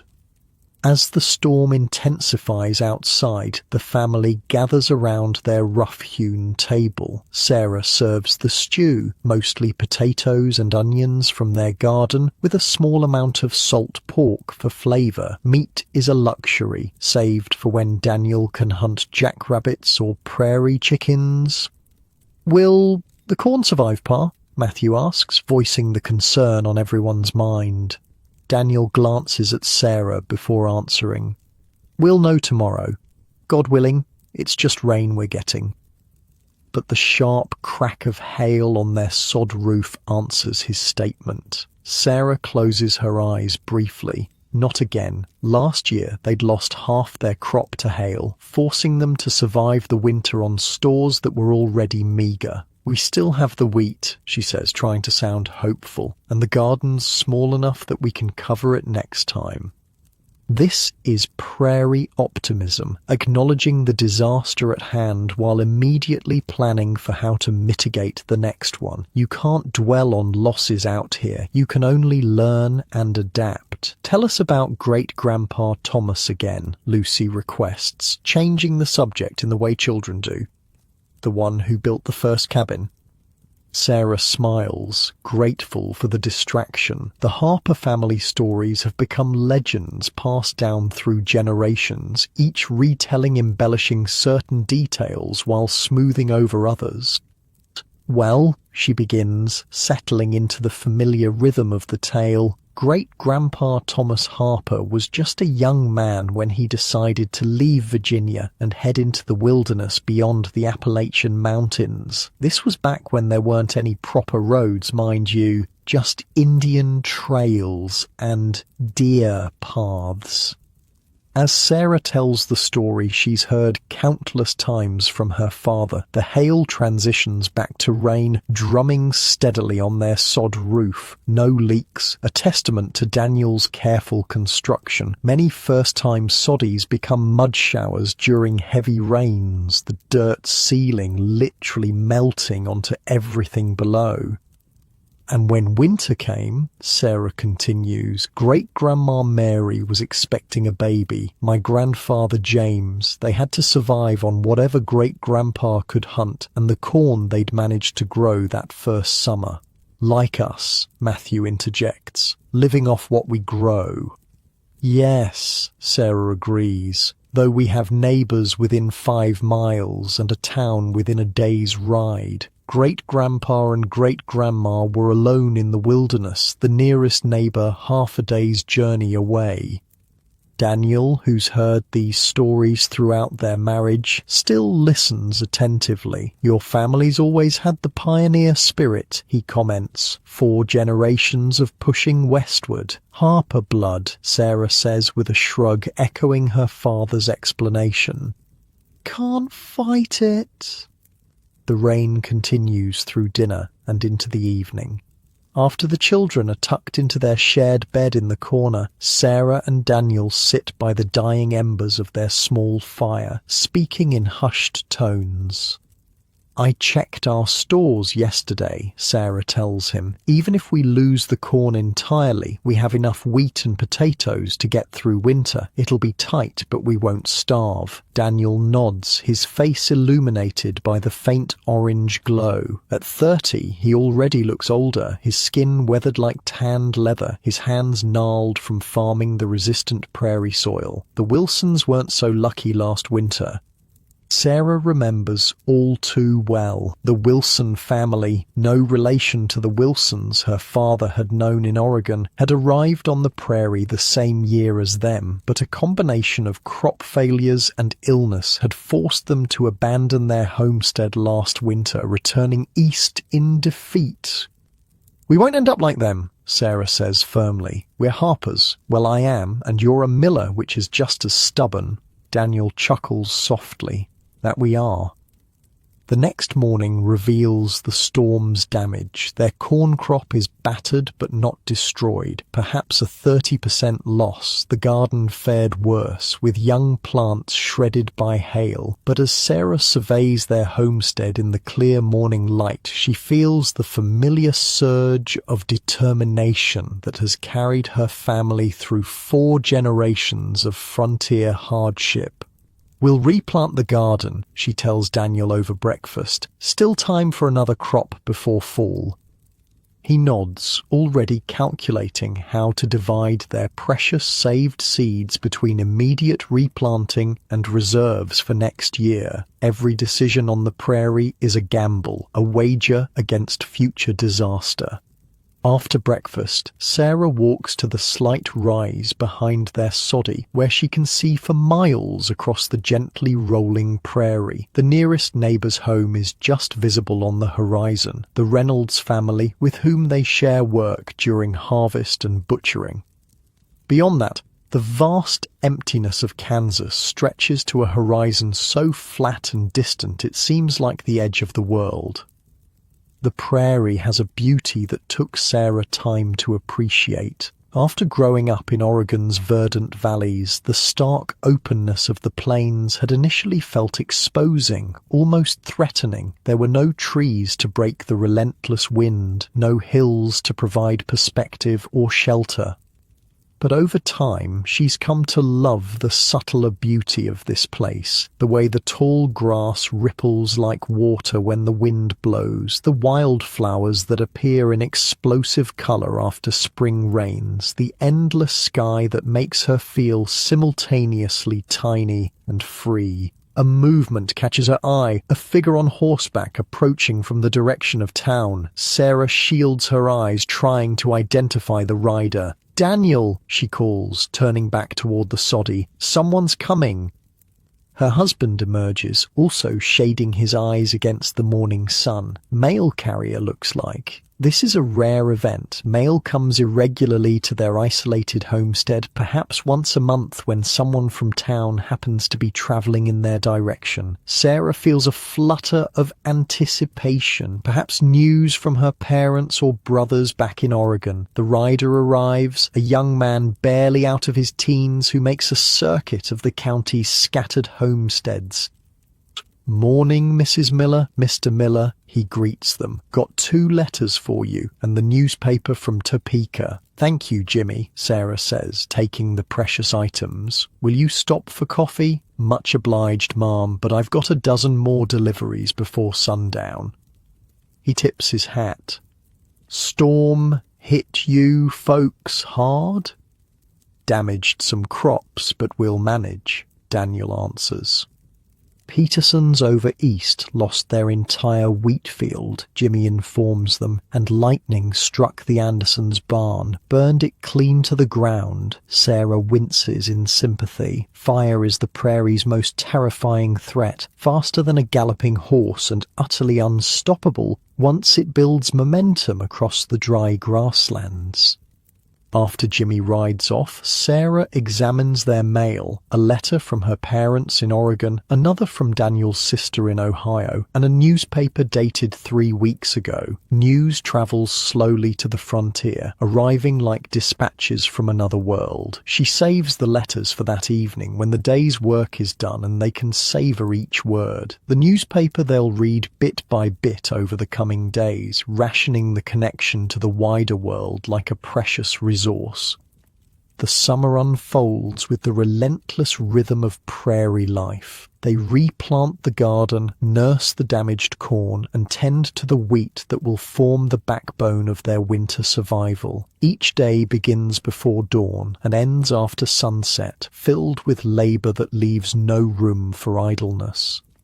Then, in late July, a new threat appears. Sarah notices it first, a peculiar darkening on the southern horizon. Not storm clouds this time, but something lower, almost like smoke, but moving with strange, purposeful patterns. "Daniel," she calls from the garden, pointing. "What is that?" He straightens from his work, squinting south. His expression shifts from curiosity to alarm. "Get inside," he says suddenly. "Get the children inside now." "What is it?" Sarah asks, already moving toward the house where Matthew and Lucy are playing. "Grasshoppers," Daniel answers grimly. "Looks like a big swarm." Sarah feels cold dread despite the summer heat. She's heard stories from neighbors about grasshopper plagues. Millions of insects descending like a living storm, devouring everything green in their path. Some homesteaders had lost entire farms in hours, the insects stripping fields to bare earth. Inside the soddy, they close the door and stuff rags under it to keep the insects out. Through their single window, they watch as the horizon grows darker, the strange cloud approaching with terrifying speed. "Will they eat everything, Pa?" Matthew asks, his voice small. Daniel puts his arm around his son's shoulders. "Not everything, buddy, and what they do take, we'll replant." The first grasshoppers arrive with a sound like hail, thousands of small bodies hitting the sod roof and walls. Then comes the eerie rustling, the sound of countless tiny jaws stripping their crops leaf by leaf. Lucy begins to cry, and Sarah holds her close, murmuring reassurances she doesn't entirely feel. For 2 hours, they huddle inside while the insect storm rages around them. When it finally passes, moving northward like a biblical plague, they emerge to assess the damage. It's devastating. The corn is gone. Every stalk stripped to bare stalks. The garden is a ruin of stems and twigs. Even the prairie grass surrounding their homestead has been eaten to nubs. Only the wheat already harvested and stored in their small sod barn has been spared. Sarah stands amid the devastation, Lucy clinging to her skirts, and feels a momentary wave of despair. All their work, all their careful planning undone in an afternoon by a mindless swarm of insects. God's teeth, Daniel mutters, surveying what remains of their corn crop. He rarely swears, especially in front of the children. Nothing left. Sarah takes a deep breath, squaring her shoulders. We still have the wheat, she says, echoing her words from after the hailstorm. We won't starve. Daniel looks at her, his initial shock giving way to the pragmatic determination that frontier life demands. No, we won't starve, and I hear tell the railroads hiring men for track laying could bring in some cash for supplies. The railroad. It's been pushing westward for years, a steel lifeline connecting the isolated frontier to the bustling cities of the east. Now it's approaching their region, bringing with it both opportunity and change. How long would you be gone? Sarah asks, already calculating how she'll manage alone with the children. 3 weeks? Maybe 4. They're working not 30 miles from here. Daniel puts his arm around her. We'll get through this, Sarah. We always do.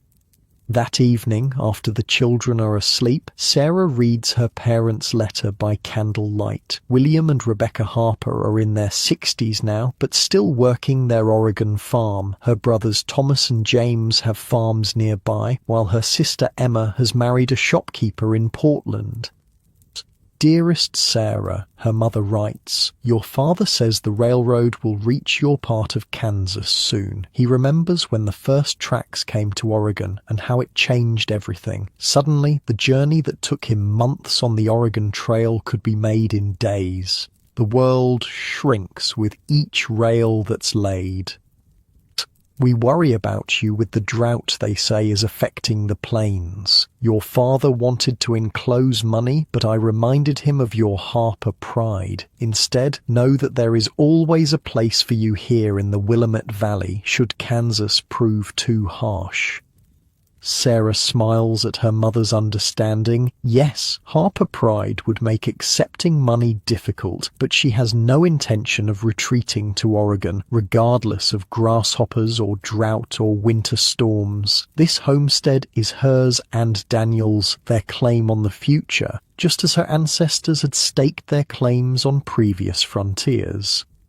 Daniel leaves for the railroad work 3 days later. Sarah watches him ride away, Matthew and Lucy waving beside her, and then turns back to the tasks at hand. A frontier woman alone must be farmer, hunter, protector, and parent all at once. The days settle into a new rhythm. Sarah rises before dawn to milk their cow and feed the chickens that survived the grasshoppers. She works in what remains of their garden, coaxing new growth from the ravaged soil. She teaches Matthew to set snares for rabbits, adding precious meat to their dwindling stores. And in the evenings, she tells the children stories, not just the Harper family legends, but also tales from the books she'd brought from Oregon. Sarah, unlike many frontier women, had received a proper education. Her father, remembering his own limited schooling, had insisted on it. Now she passes that gift to her children, teaching them to read and write by lamplight after the day's work is done. Will we have a real school someday? Lucy asks one evening. Yes, Sarah promises. The town's growing. They're talking about building a schoolhouse next year. This is the paradox of frontier life. While Sarah values the independence and open spaces, she also longs for the institutions of civilization. Schools, churches, proper doctors. The same railroad that threatens to end the isolation she partly cherishes will bring these benefits she desperately wants for her children. One night in early September, Sarah wakes to a strange orange glow through their single window. She's instantly alert, heart pounding. Fire, the prairie settler's nightmare. She rushes outside in her nightdress to see the western horizon alive with flames. A prairie fire, moving fast, driven by the constant wind. Still miles away, but headed their direction. Sarah doesn't panic. They've prepared for this, as all prairie homesteaders must. She wakes the children, getting them dressed quickly. "Is it going to burn our house, Ma?" Lucy asks, eyes wide with fear. "No, sweetheart, our house is made of earth, remember? It can't burn." Sarah projects confidence she doesn't entirely feel. The soddy itself might survive, but their barn, their wheat stores, their garden, their very livelihood could all be lost. Working by the eerie orange light of the approaching fire, Sarah harnesses their mule to the plough. With Matthew helping guide the animal, she ploughs a fire break, a strip of turned earth around their homestead where the fire will find no fuel. It's work normally requiring a man's strength, but frontier women develop muscles where they need them. Sarah drives the plough through the tough prairie sod, widening the defensive ring around their home as the fire draws nearer. Her back and arms scream with the effort, but she continues, knowing their survival depends on completing the firebreak before the flames arrive. Matthew, only 7 but already understanding the gravity of their situation, works alongside her without complaint. By the time the fire reaches them, they've created a barrier of bare earth 50 feet wide around their buildings. Sarah stands with her children, watching as the flames reach their firebreak and hunt for fuel that isn't there. The fire splits, flowing around their protected island like water around a stone.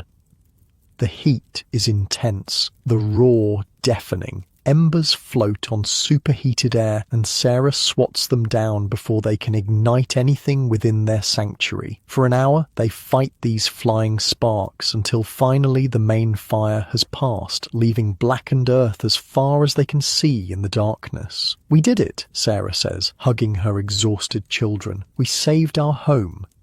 In the morning, the full extent of the fire's path becomes clear. Their homestead stands like an oasis in a charred landscape. Their nearest neighbours, the Reynolds family, had also survived behind their own firebreak, but the prairie itself is transformed. Miles of blackened earth where yesterday there had been flowing grass. "Will it grow back, Ma?" Matthew asks as they survey the devastation. "Yes," Sarah assures him. "The prairie has burned for thousands of years. The grass will return greener than before. This is another frontier lesson. Destruction often leads to renewal. Fire clears the old growth, allowing new life to flourish." Sarah sees it as a metaphor for the frontier itself. Each wave of pioneers clearing the path for the next, building upon what came before. 2 weeks later, Daniel returns from his railroad work, riding across the burned prairie with a pack mule laden with supplies. Sarah and the children run to meet him, their joyful reunion taking place amid the ash-covered landscape. "Grasshoppers, then fire?" Daniel says, shaking his head as Sarah recounts the events of his absence. "What next? Locusts and boils?" Sarah laughs, relief making her giddy. "Don't tempt fate." That night, with the children asleep and new supplies filling their storage pit, Sarah and Daniel sit outside their soddy, watching stars appear in the vast prairie sky. Daniel has brought real coffee, an unimaginable luxury, and they sip it slowly, savouring each drop. "Railroad foreman says the line will reach 30 miles from here by spring," Daniel tells her. "They'll need workers at the new station. Year-round work, good wages." Sarah considers this. "Would mean moving closer to town. Or I could ride in, but yes, eventually we might consider it." Daniel watches her face. "Would you mind being closer to town, I mean?" Sarah looks out across their homestead, the soddy they built with their own hands, the land they've worked for 4 years. 1 more year, and it will be legally theirs under the Homestead Act. Their piece of the frontier, their contribution to the Harper legacy. "Not yet," she decides. "Let's prove up our claim first. Then we can think about changes." Daniel nods, understanding. "Harper blood," he says, smiling. can't fight it, Sarah finishes, leaning against his shoulder as the stars multiply above them, bringing light to the vast, open darkness of the American prairie. Sarah Harper Miller stands on the platform of Cedar Springs Station, watching smoke billow from an approaching locomotive. The railroad that had once been just a distant promise now cuts directly through what was once open prairie, its iron tracks gleaming in the Kansas sun. It's 1892, and at 44, Sarah has witnessed the American frontier's final chapter. Her children, Matthew now 25 and Lucy 23, stand beside her, no longer the wide-eyed youngsters who weathered grasshopper plagues and prairie fires in a humble soddy. "There it is," Sarah says, pointing to the train that will carry Lucy to college in Chicago. "Your chariot awaits, Miss School Teacher." Lucy smiles nervously, clutching her small valise. "I still can't believe I'm going. Grandma and Grandpa Harper would never believe a woman from our family attending college." "They'd be proud," Sarah says firmly, "especially Grandma. She always said education was wasted on men alone." The train pulls into the station with a screech of brakes and billowing steam. Sarah feels the familiar twist of emotions, pride in her daughter's accomplishments mixed with the pain of pending separation. When the Harpers of previous generations parted, it was usually forever. But this modern world offers something new, the possibility of return. 2 years isn't so long, Matthew says, hugging his sister. "You'll be back teaching at our new schoolhouse before you know it." Cedar Springs is hardly recognizable as the dusty frontier outpost Sarah and Daniel had occasionally visited during their early homesteading years. Now it boasts 2,000 residents, proper wooden buildings along a main street, 3 churches, a bank, and most importantly a schoolhouse where Lucy has been teaching since she was 18. "Where's Pa?" Lucy asks, looking around the crowded platform. Daniel had promised to see her off, but is nowhere in sight. "Or running late," Sarah sighs. "The telephone installation at the Mercantile is taking longer than expected. That's another marvel of this rapidly modernizing West. Telephone lines now connect Cedar Springs to Kansas City and beyond." Daniel, who'd taken that temporary railroad job years ago, had discovered an aptitude for mechanical work. Now he installs and maintains the newfangled communications equipment spreading across the former frontier. "There he is." Matthew points down the street where Daniel is running toward them, coat flapping behind him. "Didn't miss it, did I?" he pants, reaching the platform just as the conductor calls for boarding. "Nearly," Lucy says, embracing her father. "The Mercantile's telephone working?" "Good as new," Daniel grins. "Called all the way to Topeka just to test it, like talking to ghosts." The conductor calls again, more insistently this time. Lucy hugs each of them once more, tears welling in her eyes despite her attempts at composure. "You write every week?" Sarah instructs, straightening Lucy's collar out of nervous habit. "And remember what your great-great-grandfather Thomas Harper would say. We're Harpers," Lucy finishes with a watery smile. "Too stubborn to fail." As the train pulls away, Sarah waves until her arm aches, watching her daughter begin a journey that would have been unimaginable to the frontier women who came before her. Lucy isn't travelling west to tame wilderness or build a homestead. She's travelling east to gain knowledge, to bring education back to the children of the prairie. "She'll be fine," Daniel says, putting his arm around Sarah's shoulders. "Harper blood, remember." "Can't fight it," Sarah replies automatically, leaning into his embrace. They walk back through Cedar Springs, a town that exists largely because of their efforts and those of settlers like them. After proving up their homestead claim, Sarah and Daniel had eventually moved closer to town. As the railroad brought new opportunities, they'd sold half their original claim for 20 times what the land would have been worth when they first arrived. "Hard to believe this was all empty prairie when we came," Daniel remarks, echoing her thoughts. "Now look at it." Cedar Springs boasts amenities that would have seemed like impossible luxuries during their soddy days. A proper doctor with medical training, a dentist who visits monthly, stores stocked with goods from across the nation. The streets are lit with kerosene lamps at night, and there's talk of electric lights coming soon. Progress, Sarah says, with mixed feelings. She values the comforts and opportunities of civilization, especially for her children, but sometimes misses the wild openness that had first drawn her family westward generation after generation. Mr. Miller, Mrs. Miller. A young reporter from the Cedar Springs Gazette hurries toward them, notebook in hand. "Do you have a moment? I'm writing a special edition about the pioneers who settled this region." Sarah and Daniel exchange a glance. They're considered old-timers now, repositories of frontier wisdom and stories that fascinate the town's newer residents. "I suppose," Daniel agrees. "Though we've told these stories so many times, I expect everyone's tired of hearing them." "Not at all, sir," the eager young man assures them, "especially with the news from the Census Bureau. Did you hear?" "Hear what?" Sarah asks.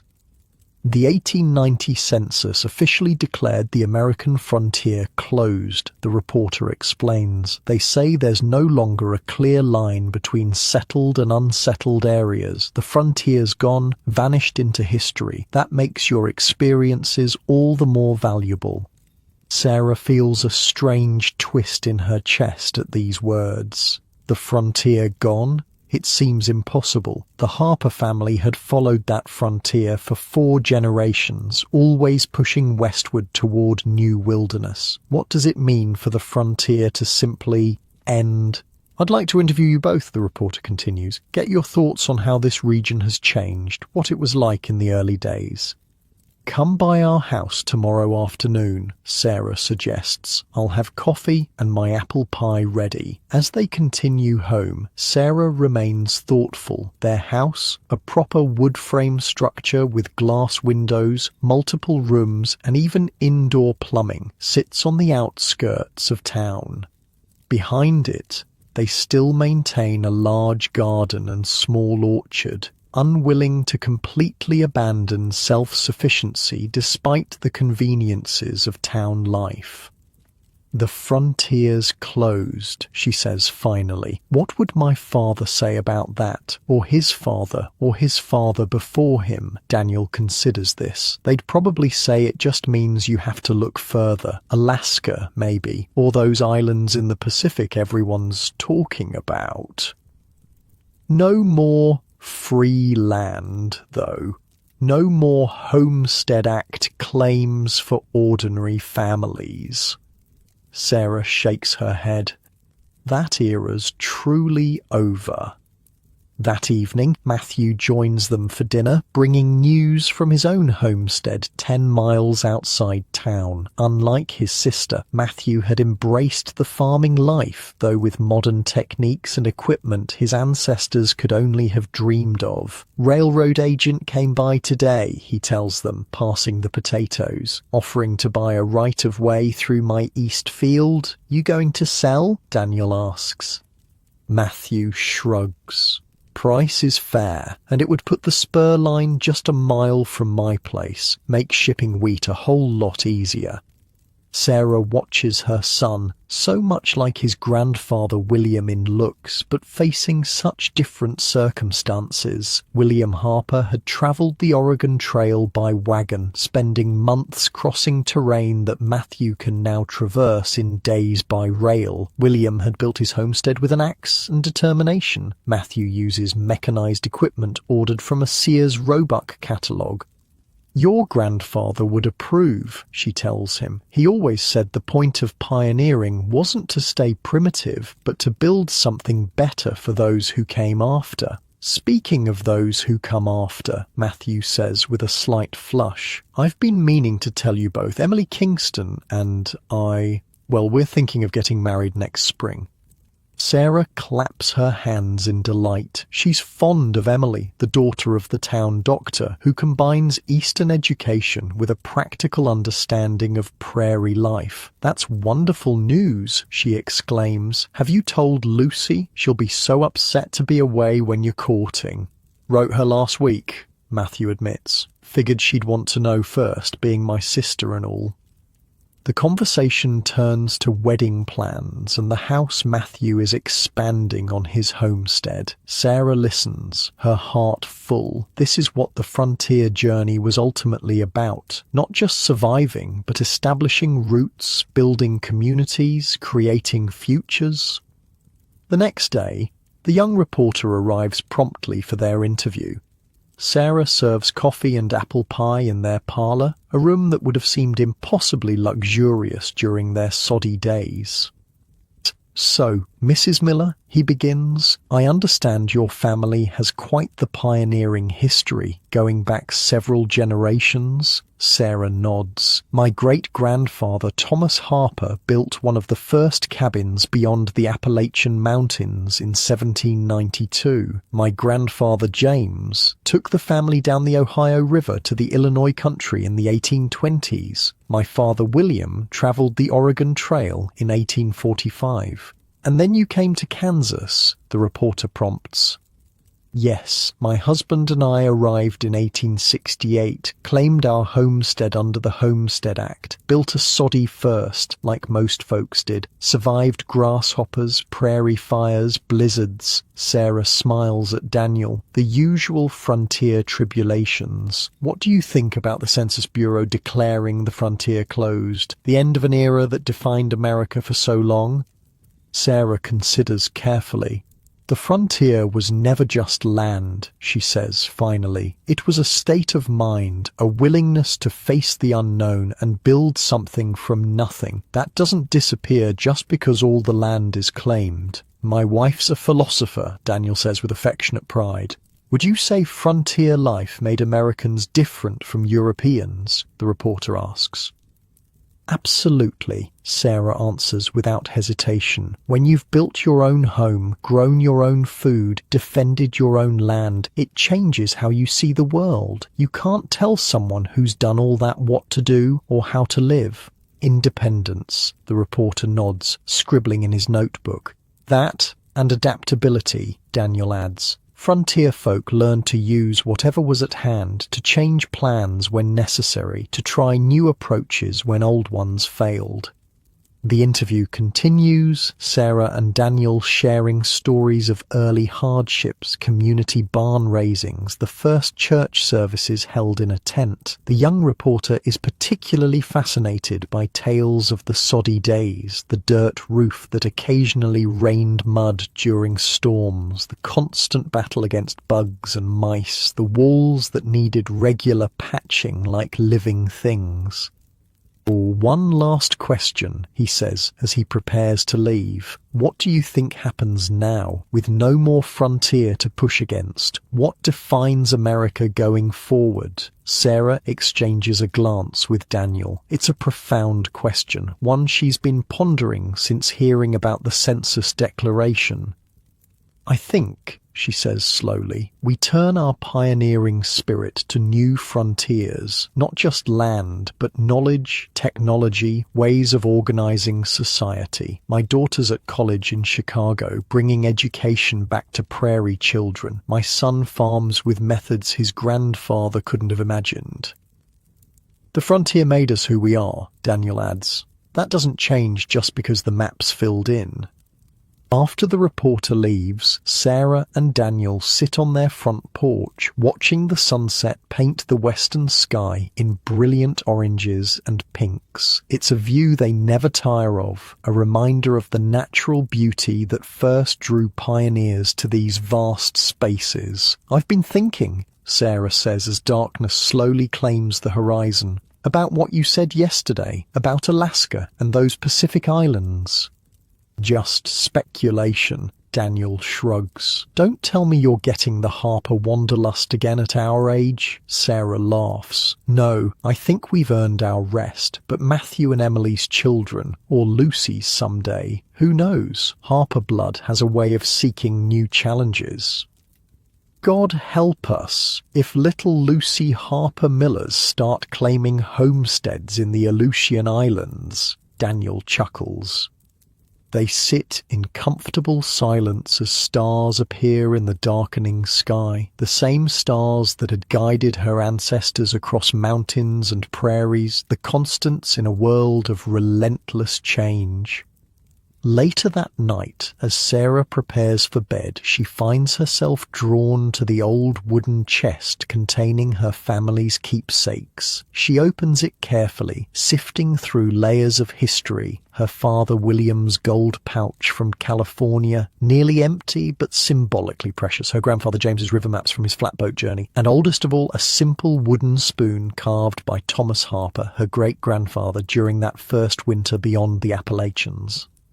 Sarah runs her fingers over the spoon's smooth handle, worn by generations of Harper hands. 4 lifetimes of frontier struggles, each building upon the last. Thomas's isolated cabin became James's farm in a growing territory, which led to William's journey on the Oregon Trail, culminating in Sarah's own Kansas homestead. And now, the official end of the American frontier. The closing of a chapter not just in her family's history, but in the nation's story. But not really an ending, she murmurs to herself, replacing the treasures in the chest, just a transformation. That night, Sarah dreams of her ancestors, not as the icons of family legend, but as young men and women like herself, facing unknown wilderness with nothing but courage and determination. In her dream, they stand together on a high ridge, looking out over America's vast landscape as it changes through the decades. Forests giving way to farms, prairies to towns, isolated homesteads to communities connected by rails and wires. She wakes with the first light of dawn, feeling oddly at peace. The frontier that shaped her family for 4 generations has officially closed, but its legacy lives on in the independence of her children, in the communities built by pioneers, in the national character forged through confrontation with wilderness.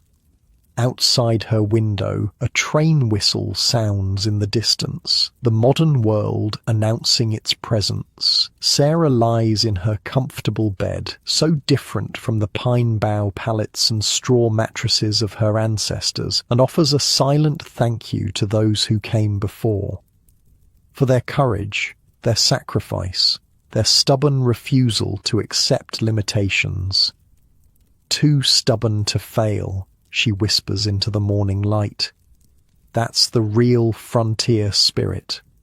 And in that moment, Sarah Harper Miller understands that while the geographical frontier may have closed, the frontier of human possibility remains as open as the vast prairie sky. As she drifts back towards sleep, warm and secure in the world her family helped build, Sarah carries with her the certainty that the Harper legacy will continue, not through restless wandering across unmapped wilderness, but through the same courage and determination applied to new challenges. The American frontier transformed her family across 4 generations. Now her family and countless others like them will transform America in return. The circle completes, the story continues, and somewhere on the edge of sleep and waking, Sarah thinks she hears her ancestors' voices. Thomas, James, William, saying simply, "Well done.